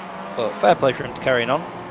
It's very easy to get frustrated and stop. Someone that also carried on is Cesare Rizzo, trying to get past Scott Malcolm there side by side as they go down the straight at the moment. I think he's actually just sort of conceding again because his car's damaged, isn't it? So he's just out there making sure he scores points. Yeah, Stuart Dick goes through as well. There's nothing you can do. Yeah, don't forget, of course, anyone that is watching that hasn't witnessed the reverse grid wheel yet, the reverse grids for each of these races is determined by a wheel of fortune that Alex has a lot of pleasure from spinning, with some wonderful old British games music. And wow, commitment is the word I've been using for that corner, and Carl Hardy's just shown us the very definition of it in that bright green result clothing car. He's going to go for the move on Alex Perkis, and he gets it done. That was fantastically done. Adam McNally's going to try and take advantage of this as well. But that was brilliant by Carl Hardy. Really sent it. Got the good old man fruit out, and off he went. That was awesome to watch. McNally now going to try and take advantage as well. Here is his teammate Jack Ashton, 2nd place at the moment. You slowly catching. That's Plowman giving it everything actually there, isn't it? Yeah. The background. Going So the final lap. Ashton was catching up Beard ever so slightly, but yeah, just suddenly Beard just stepped it up to another level. 145.8 and then a 146.3, so almost half a second gained. But it was Plowman that was quick, 45.9. So yeah, this is on for 2nd place. Yeah, Jack Ashton's not got it easy here. Just going to say a moment ago, the Lorne Murray is dropping down the order. I think he's been disqualified. I was just going to say that anyone that's on either 1 lap down or less is eligible for the reverse grid. So you'll be seeing the likes of Max Wright and of course Cesare Rizzo carrying on for the sake of maybe getting lucky on the reverse grid. You have to take those chances. But these boys now spreading out a little bit. I think it might have just been a mistake or two by Ashton, maybe pushing a bit too hard over that last lap, and obviously Plowman was pushing hard as well, but he managed to gain from it. We've got the ominous Jason Cooper behind them, and James McRitchie, he's done well as well in this race, 20 places gained. Just to look at the top 6, Alex, 11, 15, 10, 15, 20 and 21. They're the positions gained by these boys. It's been an amazing drive by all 6 of them. And then you've got Adam Delmont, 9th, 33 places gained. That's just unbelievable. You've got to give him a shout out for that. It's awesome stuff. Well, here is your current race leader and potential race winner. Only a couple of corners to go unless the commentator's curse strikes like lightning from the sky. Ashley Beard. Alex said early on he was going to be the pick for this one. He comes into the final corner. One more time. Clips the apex. Gets on the gas, and Ashley Beard is your race 3 winner for Excite iRacing. Fantastic drive by Ashley there. And Jack Ashton, 2nd place as well, just behind his teammate Jason Cooper, really caught on that last lap there to Plowman. But Martin Plowman, 3rd place, he'll be very happy with that podium for Fury Sim Sports as well. Great to see, with James McRitchie in 5th, Luke Cooper in 6th. Great result for him tonight, because I think he was disqualified from qualifying, so he's managed to make his way back up. And rounding out your top 10 there is Cherney, with the likes of Delmont, 33 places gained. Like I said, that's just what a drive as the battles continue. Oh, that was close between Cullinan and Rob Graham. Through the final corner, Rob Graham just beats him over the line there. That was Brian Holmes as well, going slowly in 20th place. Not sure whether he ran out of fuel at the end as well. We saw it in race 2. No reason it couldn't happen again here. David Ayres giving it everything out the final corner. Ends up in 28th place. Battling Joe McDonald, Steve Cooley and Scott Malcolm ahead as well. Well, this just shows, Alex, just how sort of thorough this whole field is for battling. No matter where you look, there's always scraps going on. There's always people of the same sort of levels of talent. There is a big spread throughout the whole field in terms of people's pace, but there are always, I mean, as with a lot of stuff that you see on iRacing, there's always someone around the same pace as you that you can get involved in really good battles with when you get to know how they drive. I think that's just the beauty of kind of like the series that we do with these reverse grids. There's always good racing to be had, no matter your level, as long as you learn sort of who you can drive with. You know, who's going to give you a little bit of space, who's going to be very, very aggressive and things like that. And yeah, we see that week in, week out with the pros and the AMs mixing it up in the reverse races. It's always fun to watch. Still waiting for someone to crawl around. I'm not sure who it is. It might have been Hefford, actually. Yeah, I think it might have been Hefford, yeah. Here we go, then. There you go. So it's an iRacing 1-2 for Ashley Beard and Jack Ashton. Martin Plowman rounds out your podium. Great drive from him. Jason Cooper, James McRitchie and Luke Cooper. Also fantastic efforts from them. Jeroen Ursum wins the AM category in that race. He'll be very happy with that. Dave Hampson finishes 8th and Adam Delmont finishes 9th after gaining 33 positions. Massive, massive effort from Adam there. Alex Cherney rounds out your top 10. Josh Rayfield, 2nd in AM. He'll be very happy with that as well for Northern Lights Racing. Adam McNally in 12th. Carl Hardy rounds out your podium in the AM category ahead of Alex Perkis in 14th. Jamie Ayres is 15th. Craig Cameron 16th. Another top 20 for Nick McCarron and Kip Stevens. So vital points for them in the championship as well. They round out 17th and 18th position. 19th is Alex Rivette. Good to see him back up there as well. With Brian Holmes 20th, Rob Graham, Ralph Cullinan, Michael Wortman, Stuart Dick, Scott Malcolm and Steve Cooley is 26th. Joe McDonald 27th with David Ayres. Cesare Rizzo, who did actually finish on the lead lap as well, so fair play to him despite that damage. Liam Silkstone rounds out your top 30. Steve Hefford 31st, and the cars one lap down or more are Max Wright, Lorne Murray, Craig Jones, real shame for Craig actually after he was leading so much of that race, Mick Barry 35th, Andy Maxwell in 36th, shame to see Andy didn't quite finish that one either, Pete Van Gool, Anthony Ainsworth, Mikey Key, Dale Bennison, Tyler Lugo Vickery, no luck again for him, and Billy Rose did not take the start after issues with his PC earlier on. So that will mean then, for the third and final time tonight, Alex Simpson will have the wonderful reverse grid wheel for you all. Can we get the third and final time to be 25th again? Who knows? The spin, we'll find out. Jeroen Ursum has guessed 15 on this one.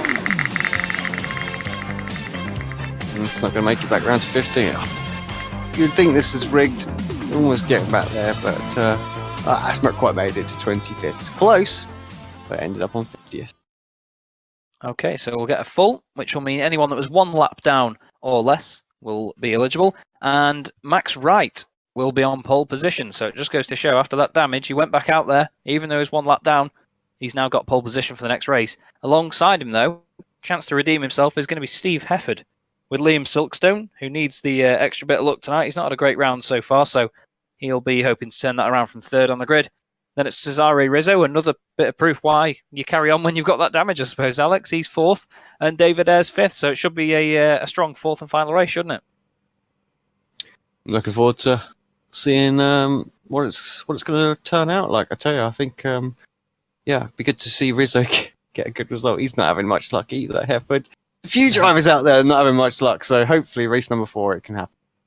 Yeah, it's the bad luck club that's going to be at the front of the grid. So, if you join me and Alex in about 10-15 minutes' time on the iRacing Esports Network, of course, we'll bring you the fourth and final race of the night. And it's going to be under lights as well, so it's going to be even more chaotic. So, see you in a bit.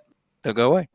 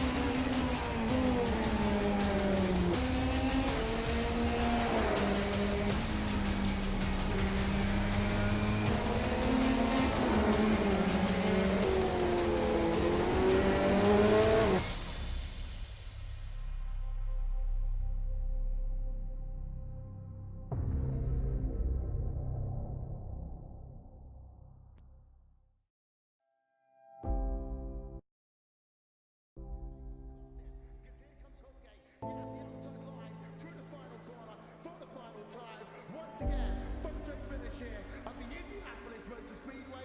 Will it be Tim Hogan? It's going to be Christopher the Marriott at the line.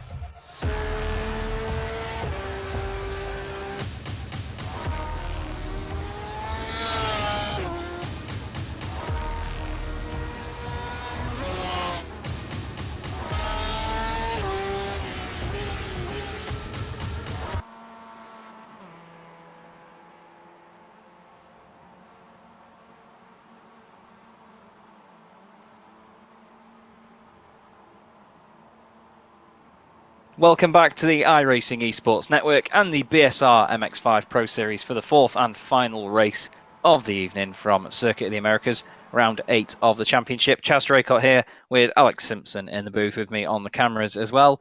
And we're just about to round up what's been a brilliant night of racing so far, Alex. No real massive incidents, the odd knocks here and there, but it's to be expected of the different racing lines that we've seen through all the corners. Yeah, totally. I mean, I think drivers have to get used to this circuit. It's very unique. Not many people will have raced it before, so.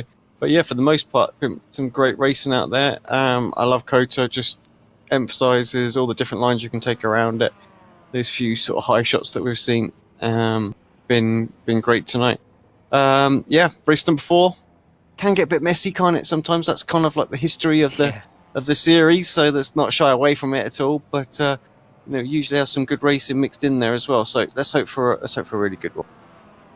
And I'm really hoping for a Steve Hefford win here for SimLab. It'll be great to see Steve back on the top step again. I think he had a win earlier in the season, but there's your grid very quickly.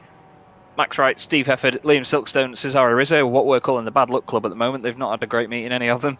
David Ayres, Joe McDonald, Steve Cooley, Scott Malcolm, Stuart Dick and Michael Wortman. And the revs are rising, the lights are coming on. And for the 4th and final time tonight with a very brightly coloured grid. Wasn't very straight there, was it, actually, to be fair? No, Max Wright leads them away from the grid then. Steve Hefford comes over to the left. He's got his teammate Cesare Rizzo there coming over to support him as well. And then you've got Liam Silkstone who's going to go down the inside of the pair of them. He gives it the full commitment. Steve really trying to push to get past Max Wright here. Just having a quick look, see if anyone's dropping down the order. I think Pete Van Gool is going down the order. Steve Hefford into the lead then through turn 2. And he needs to just stick with it now and run with it. We saw him make a couple of mistakes earlier on in the evening. I think he got into contact actually with Max Wright as well. So he'll be hoping to avoid that front bumper. Rizzo runs wide there.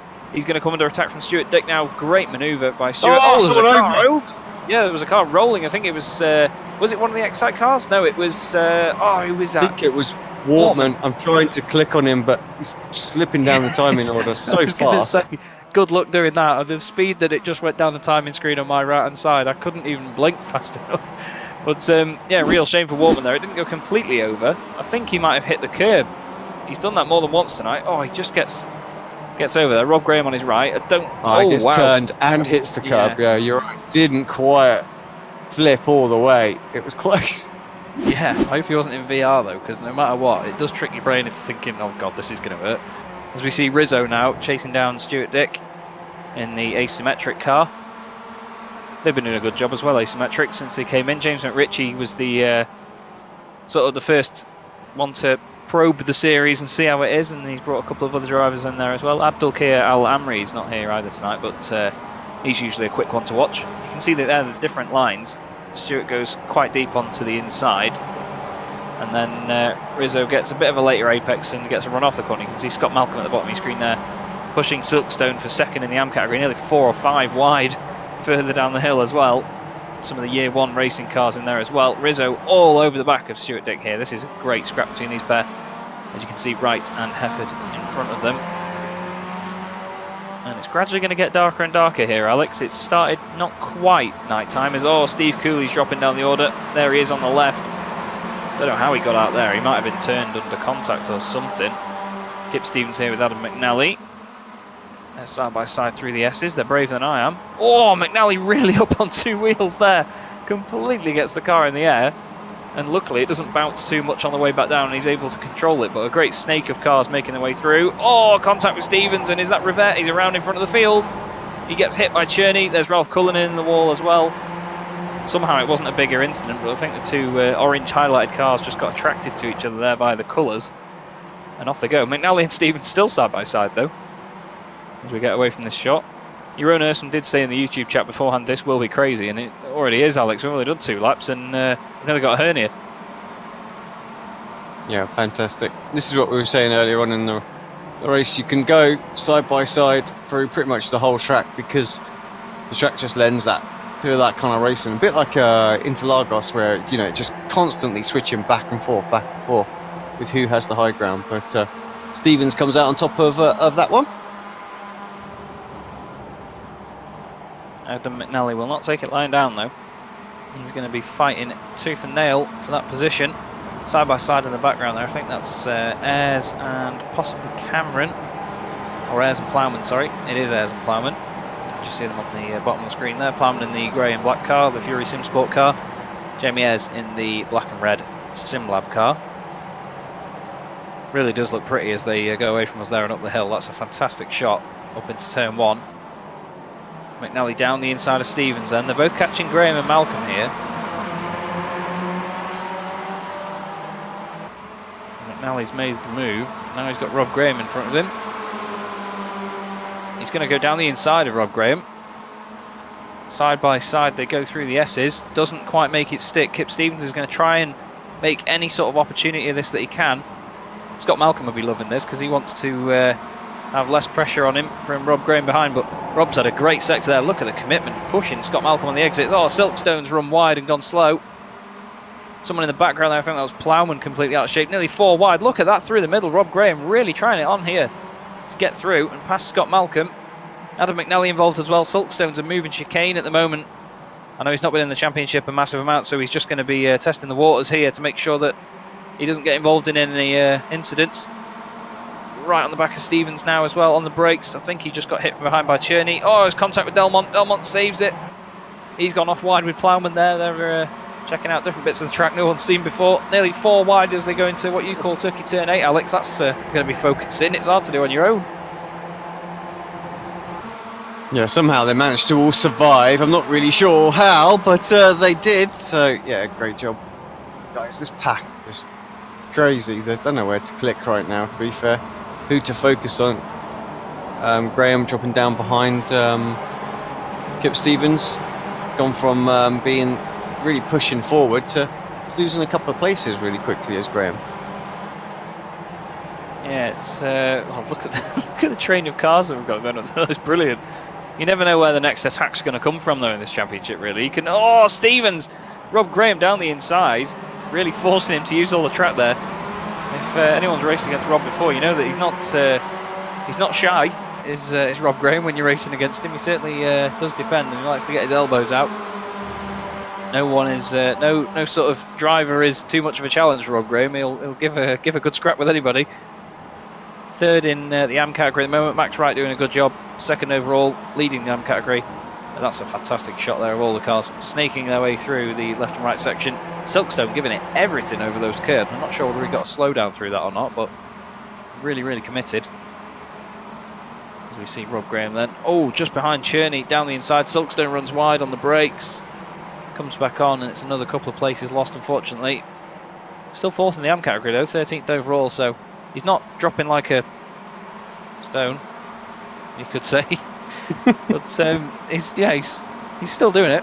Still doing everything he needs to. Just needs to be a bit more smooth, like silk, maybe. There's your race leader, Steve Hefford. Thank you, Alex. That was very, very well timed diversion. Max Wright still not far behind though. He's not dropped off really. You've got Stuart Dick and Cesare Rizzo still scrapping away as well. So it's not like this race at the front is completely determined yet. They're still scrapping away for whatever they can get. But then there's a big gap back to Adam McNally, who has just flashed up red on the timing tower on the left. That's probably because he ran wide at the last corner. And Am is the question from Demonic Gaming UK. I'm assuming... oh, yes. It's in response to someone else. There is an AM Championship associated with this championship on Monday nights. It's a separate series, essentially, just for the AM boys to have their fun without the pros coming through. They have made it into a separate championship as well. It is going very well. It's the Monday... I think it's the BSR MX5 Monday Cup. But this is the full-blown, full-on throughout the year pro series that they do. Great championship though, really, isn't it, Alex? It's truly evolved over the last few seasons and it's done a great job. Again, it started life as just a little fun thing, you know, to do almost as a feeder to BSR TC, and yeah, now it's its own fully fledged thing. And actually, I have to say, this season, as around goes Rob Graham. So good battling so long, and then just gets a little bit hot through there, and around it came. But yeah, so it's it just stands on its own 2 feet now, and I think this season they've actually got more people running this than they have BSR TC, so it just goes to show how popular it's getting. Yeah, definitely. And at the end of the day, it's a car that at some point everyone has driven on iRacing, unless you're American and love your ovals too much. But a lot of the time, people do start out in this machine, and it's a real good left to drive, to be honest. I mean, I don't tend to do a lot of official iRacing races, but over the last sort of couple of weeks, I've tried my hand at a few of them. Did the Advanced MX5 Cup, done the Production Cup, and the Rookie MX5s as well. And you can have a real amount of fun in this car. You can chuck it about, get it sideways here and there, and it's easy to save. It's a lovely feeling car to drive. You can feel where the grip is. You can feel when it's on the limit. and you can save those little slides that you get. As you can see, a lot of them getting it out that final corner there. Hampson at the bottom of your screen was one to get it. Hampson, to be fair, Alex, he's not really lit up our world that much since joining the pro category and joining SimLab. I mean, we knew that he was going to the team to replace Jack McIntyre, who left at the end of last time round. But he's always, speaking of, there's his teammate around, that is Jamie Ayres. I'm pretty sure that a spin in that smaller radius was helped by contact, but I was just going to say Hampson's not really set the world on fire. That's the phrase I was looking for. Since joining SimLab, but hopefully he can... I think it's just getting used to how different teams run the car, I suppose. Here is Jamie Ayres. Who's that down the inside? Oh, McRitchie just doesn't get it stopped in time, unfortunately. I think that there was a bit of a check-up in front, though, so that probably contributed. Jamie doing the sensible thing there and staying out of the way. Oh, Van Gool! Oh. Van Gool goes around and he gets contact of Craig Jones as well. It's always Peter Van Gool. There's nothing really that could do there as well. You just got to sit there, Jamie, and let the traffic go. And I think in the end he just pulled it up, didn't he? Get it out of the way. Jump back to the pits, but yeah. Just doing the sensible thing, staying out of the way, but I can't believe, out of all people as well, Peter Van Gool, bless him. He's so unlucky at the moment. I mean, I don't mean to keep repeating it and make it the spotlight for him, but I'm sure he'll prefer the sympathy than me taking the mick out of him. At the moment, then, we see Hampson 13th. He's doing a sterling job, obviously. And Stuart Dick and Cesare Rizzo are having a right little ding-dong for that podium place. We've got a fan of Excite in the YouTube chat. Hope you're enjoying it, Mike. It's all just round, just underneath the this battle there. We can see. I think that was Cameron and Cherney swapping places. Look at these boys trying to get any bit of slipstream they can get as they go up the hill. All switching lines, left and right, side by side into turn one. Oh, Stevens runs wide. And that's Delmont in 6th place. A lot of these guys, Alex, from about 6th down to 14th have gained like between 12 and 22 positions in this race so far. So this is the group of the guys that have really pushed forward. You can see on the left-hand side of your screen there the gains and losses by the drivers over the course of the race. Stuart Dick has now overtaken Max Wright for 2nd place in the race overall. There they are. Cesare Rizzo, the only guy in the top 20 in the whole race, actually, other than Pete Van Gool after his spin. That is currently where they started. And that tends to be the other theme with this championship, isn't it, really? You don't tend to see people finish where they start. Very rarely, yeah, very rarely. And here's this move then.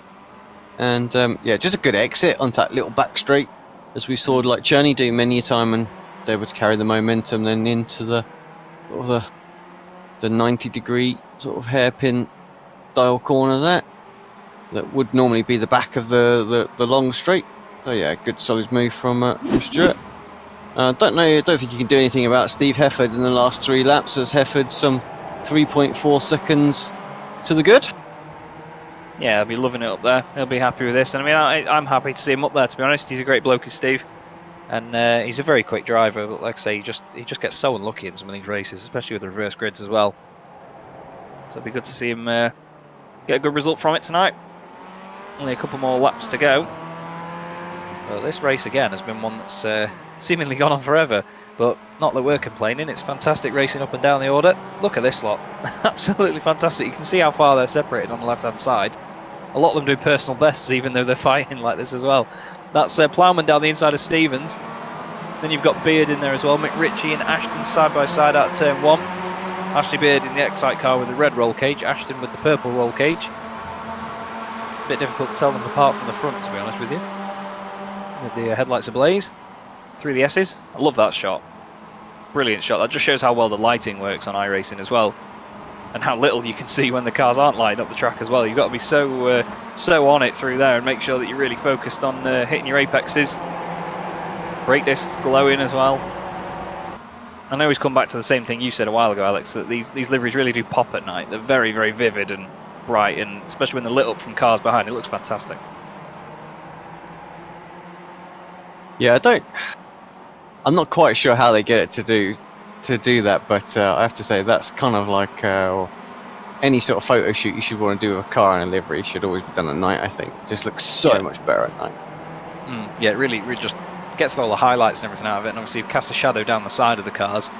it just sort of amplifies the arches a little bit, as you can see from behind them there. It does look really, really good. And one thing that iRacing have improved on since they brought in the whole day-night cycle is that the fact that cars from the front, when there's lights behind them, are pretty much silhouettes now. A lot of the time well, even just going back, say, 6 months or a year ago, the cars did tend to glow in the dark pretty much if they weren't lit up. But yeah, it's much better now, and it just gets more and more realistic every time they do an update with stuff like that, and it does get better every time. Obviously that's the aim of it, but you know what I mean. They do a big step forward each time. It's a shame. I mean, you see a lot of people complain about how long it takes iRacing to do these things, but we know that it takes time because they get it so right. And it's the same with the cars and tracks as well. They get it so right compared to a lot of other sims.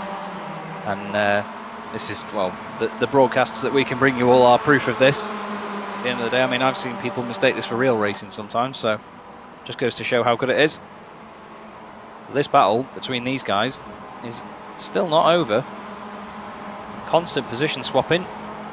And there is the famous battle box. 2 Excite cars though, Beard and Ashton, breaking away a little bit from Stevens. Hampson running out a bit wide there as well. And that was McRitchie doing the same, just behind Cherney. Down the inside, there goes Hampson on Stevens. Brake disc glowing in the dark. Side by side now, Cherney's going to want to take advantage of this as well. But once again, these different lines. Look at the momentum that Hampson can carry around there in comparison. Is he going to be able to get his nose down the inside for this hairpin? He is. Keeps a nice tight line on there. Bit later on the brakes. Stevens turns in. Oh, nearly contact, but now there's momentum. Now the momentum, sorry, is with Stevens, and he's on the inside. As we see Steve Hefford coming around the final corner. One more lap to go. Yeah, I thought that was final lap for a minute, so I was going to say I did that. I jumped away. He does a personal best as well, 1:47.0, personal best from Stuart Dick as well. Brilliant stuff. Cherney all over the back of Hampson now. Didn't quite get that move done on Stevens, but look how close they are. They're still trying. One more lap to go. Not even 2 minutes of the race to go. Fastest lap of the race is by Jason Cooper. He's gained 23 places, 6th overall. These guys are all over the shop coming out the last corner. I'll tell you what, it's a good thing that the MX5 doesn't have a flashlights button, otherwise it would be going mental right now, and we would get probably, well, I don't know about your PC, but might have probably getting about 10 frames per second. Up into turn 1 then. Hampson ahead of Cherney. Stevens has dropped down behind McRitchie as well. He keeps the tight line though. Tries to get the run on exit, but Hampson looks like he's got it pretty sorted now on this one, Alex, but you can never be too sure with how sort of contrasting this track is to most others that have raced at. Yeah, I agree. Needs to have a good couple of sectors, it should be okay. But battle for sort of 2nd, 3rd and 4th still very much on. But Max Wright, Stuart Dickens, Cesaro Rizzo, they're going to need to start putting some serious pressure in these last couple of sectors if they're going to make a move. And actually, look at Rizzo taking a very, very wide line, trying to get a good exit through here. And actually, in the end, just gets it all wrong. Gets a little loose and loses the momentum. I think that's his opportunity. Maybe Max Wright can take a little surprise lunge on Stuart Dick here and get 2nd overall as well as winning the AM class. But where is our race leader? Because he is coming around final corner for the final time. Yeah, great effort there by Steve Hefford. Wonderful to see. Back on the top set once again for SimLab. Brilliant drive. Stuart Dick and Max Wright having a proper scrap. Oh, it's three wide across the line. Stuart Dick does finish 2nd. He does a personal best as well. Max Wright 3rd. Rizzo 4th. What a great scrap that must have been at the end. We'll probably have to get a replay back of that. McNally finishes 5th. He'll be happy with that after a tough evening so far. Here is Cherney and Hampson across the line. Hampson just beating him there. Behind them is McRitchie, then Craig Cameron. Brilliant for Craig tonight. I was told that it's his first outing for Northern Lights Racing tonight in the BSR MX5 Pro Series, and I think that's the second place that he's had tonight. So we'll hopefully get him in for an interview. I'd like to speak to him and see how he found it. But here we go then. Stuart Dick is ahead of Max Wright here, going into the 2nd to last. Rizzo gets a great run as well. Look at it, just naturally bunching up. He goes defensive straight away. Max Wright down the inside. Oh, that's really good not to make contact, but Rizzo makes a really good run on exit, and he nearly gets there as well. Look how close they were of the line. If they went to the normal finish line further down the straight, I think Rizzo might. I don't know if he might have done it there, but that was very close stuff, and very respectful as well. While Max Wright did completely send it down the inside, he didn't make contact with him, and it was good avoidance as well from Stuart Dick to give him the space and keep it a clean battle. But that little moment that you see there, that's part of the reason we love this series, really, isn't it, Alex? It's just great racing from everybody. Final lap of final race of the night, and almost the man who wasn't involved in it that I writ off in that battle almost gets it. So yeah, I think actually Rizzo just had to kind of check up a fraction so he didn't hit them. Had he not had that, I think he'd just been foot to the floor. He would have definitely have got both of them, which would have been an absolutely epic move. But yeah, good final race, and got the results. Thank you very much, Alex. Steve Hefford then wins the race. I'm very happy with that result. I'm pretty sure a lot of other people will be as well. Stuart Dick finishes second. That's great for asymmetric, with Max Wright winning the AM category and getting a podium overall. Very well done to him. Cesario Rizzo fourth. So it was good to see those boys having a good fight at the end as well. Adam McNally fifth. Again, he'll be happy with that. Jason Cooper, another strong result in sixth. Adam Delmont in seventh. He gained 17 places in that one as well. So he's been probably my driver of the night, to be fair. Adam Delmont has done a great job. His teammates Ashley Beard and Jack Ashton, entertaining as always, 8th and 9th. Martin Plowman in 10th. Dave Hampson 11th, with Alex Cherney 12th. James McRitchie in 13th. Craig Cameron 2nd in AM, 14th place. Really, really well done to him. Kip Stevens 15th. Michael Wortman 16th. Then he rounds out the AM podium. Josh Rayfield just missing out on that in 17th, with Mick Barry in 18th position. He's followed by Andy Maxwell, Carl Hardy, Anthony Ainsworth, David Ayres, Joe McDonald, Alex Perkis, and Nick McCarron finishes 25th. Dale Bennison is 26th. Mikey Key 27th, and Jeroen Erzum is 28th. And the cars one lap down or more are Steve Cooley, Alex Rivette, Craig Jones, Luke Cooper, Liam Silkstone, Rob Graham, Scott Malcolm, Jamie Ayres in 36th. Then you've got Peter Van Gool, Billy Rose, Ralph Cullinan, Lorne Murray, and Brian Holmes. And a fantastic night of racing at, once again, Alex, as we said, a very unorthodox circuit. And it's good to see that such tracks do work for these guys so well. I mean, there's been a lot of circuits of different kinds that we've had, some with long straights where people are all slipstreaming each other, and other sort of technical, what we call driver circuits, where overtaking might not be as rife, but the racing is just as hard, and we see it everywhere we go. I mean, we probably, everyone gets sick of us saying it, but the actual driving has been really good tonight. Yep, yeah, it's been great. So I can't really spot anything too shocking out there, other than sort of first lap sort of incidents and things like that. I'm sure there'll be plenty of protests. But yeah, it's been a good one. As we certainly do. Just trying to find. In the meantime, I've been communicating with a Mr. James Underhill from Northern Lights Racing. He's trying to get Craig Cameron in for an interview. I need to try and invite Mr. Cameron to the correct Discord so he can get in the room, but can't find him. What we'll do in the meantime. He's a regular in the booth. Mr. Adam McNally joins us for an interview. Adam, you got a 5th place there in the end. I'm sure you'll be happy with that. It was a tough night otherwise, wasn't it? Yeah, really tough night. We're qualifying banned 2 pit lane starts, but we made the most out of it. Decent points in all 4 races. So we can't really complain too much. Yeah, it seemed like it was a bit of a crazy one, because I mean, I was just saying a moment ago that despite the track being so unorthodox for this series, the racing was still good, and it seemed like quite a nice flowing track for the cars to go around. How did you find it overall? Yeah, we usually find that actually the unorthodox tracks usually make for good racing in this car, as we found out at a few different tracks. But like coming into it, I was a bit worried because I didn't know the track full stop and didn't have no pace. The one practice session I done was dark, but then the day I had some pace, but got to that I couldn't qualify or nothing. I think I could have got some more points, but we got a win for the team. We got 2 podiums with Jack twice. I think he got 2nd. And some decent points for the team, so that's all that matters really. Yeah, it's all about the consistency at the end of the day, isn't it, to make sure that you guys score. Obviously, like I say, Ashley Beard getting a win. Sure he was happy with that. Well, you're getting a win a week now at least, aren't you guys? Well, that's what we're aiming for, just consistently get a win or 2. We know we're up against it with the Cooper lads. Jason was on fire tonight.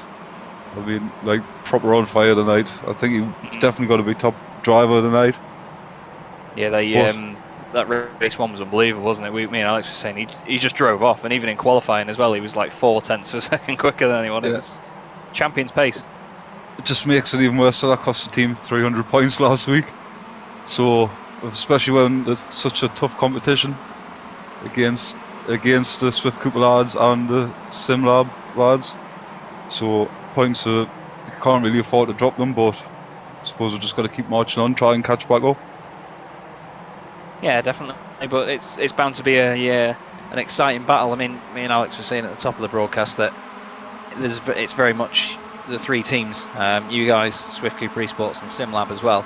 And it's great to have that sort of titanic battle. But also, we've noticed some of the other teams coming through, such as Year One and Asymmetric. What do you think of those guys and their progress? Have you come across them on track that much? Yeah, well, as usual, people join the league. You can see the pace getting there.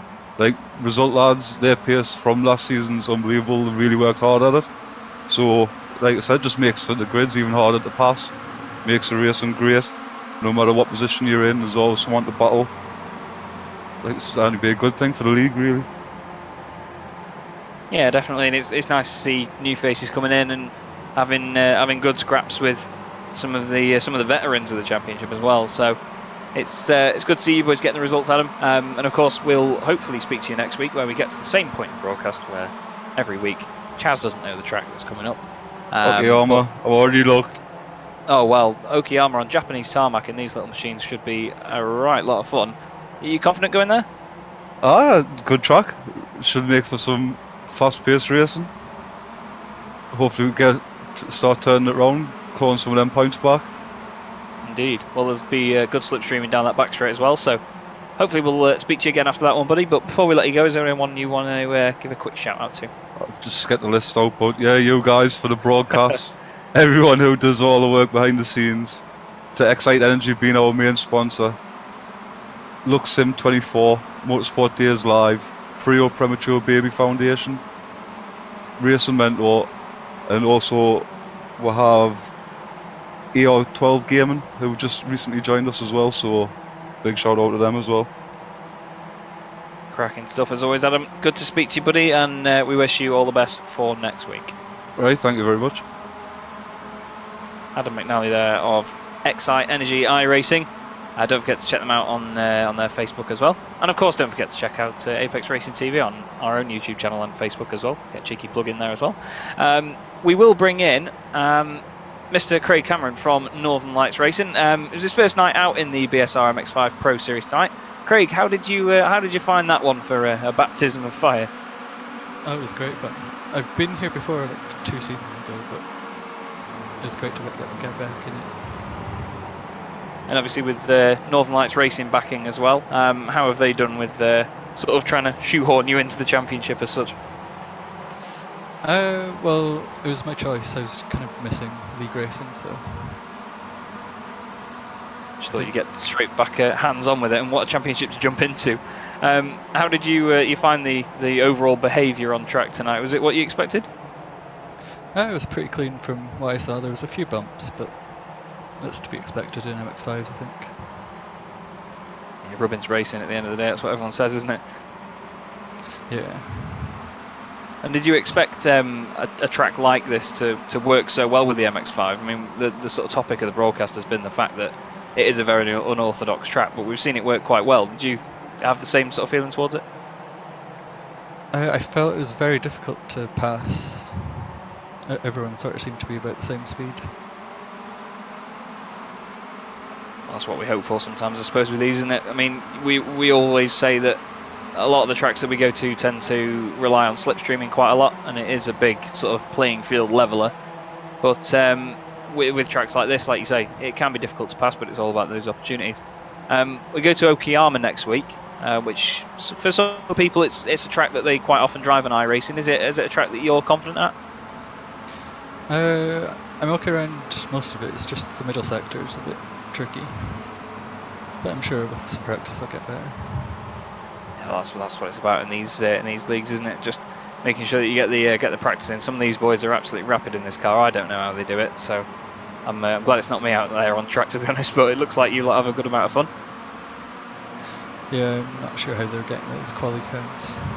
Must have speed boosters or something. Well, yeah, we were saying about how Jason Cooper was so fast at the top of the broadcast. He was like 4 tenths ahead of second place. It's incredible, but hopefully the deficits get smaller for you, buddy, and we wish you the best of luck for next week. Thank you. Thanks. Is there anyone you want to give a quick shout out to before you go? I'd like to thank my teammates, Billy, Alex, and Josh, and James was also in the chat. So thanks to all them. I'd like to thank my Irish sponsors, GT Omega, for helping us enter these competitions. It's great that they're backing us. Cracking stuff, mate. Well, hopefully we will speak to you again soon after another round. But it's great to see the Northern Lights name out there as well, and you and the boys are doing it proud. So well done Yeah, for we're tonight. definitely And getting back up there. oh yeah, definitely are. I think it was Billy Rose single-handedly doing it for a bit, so it's good to see he's got some backup. But yeah, we'll hopefully speak to you next time round, Craig. Very well done tonight, mate. Okay, thanks very much.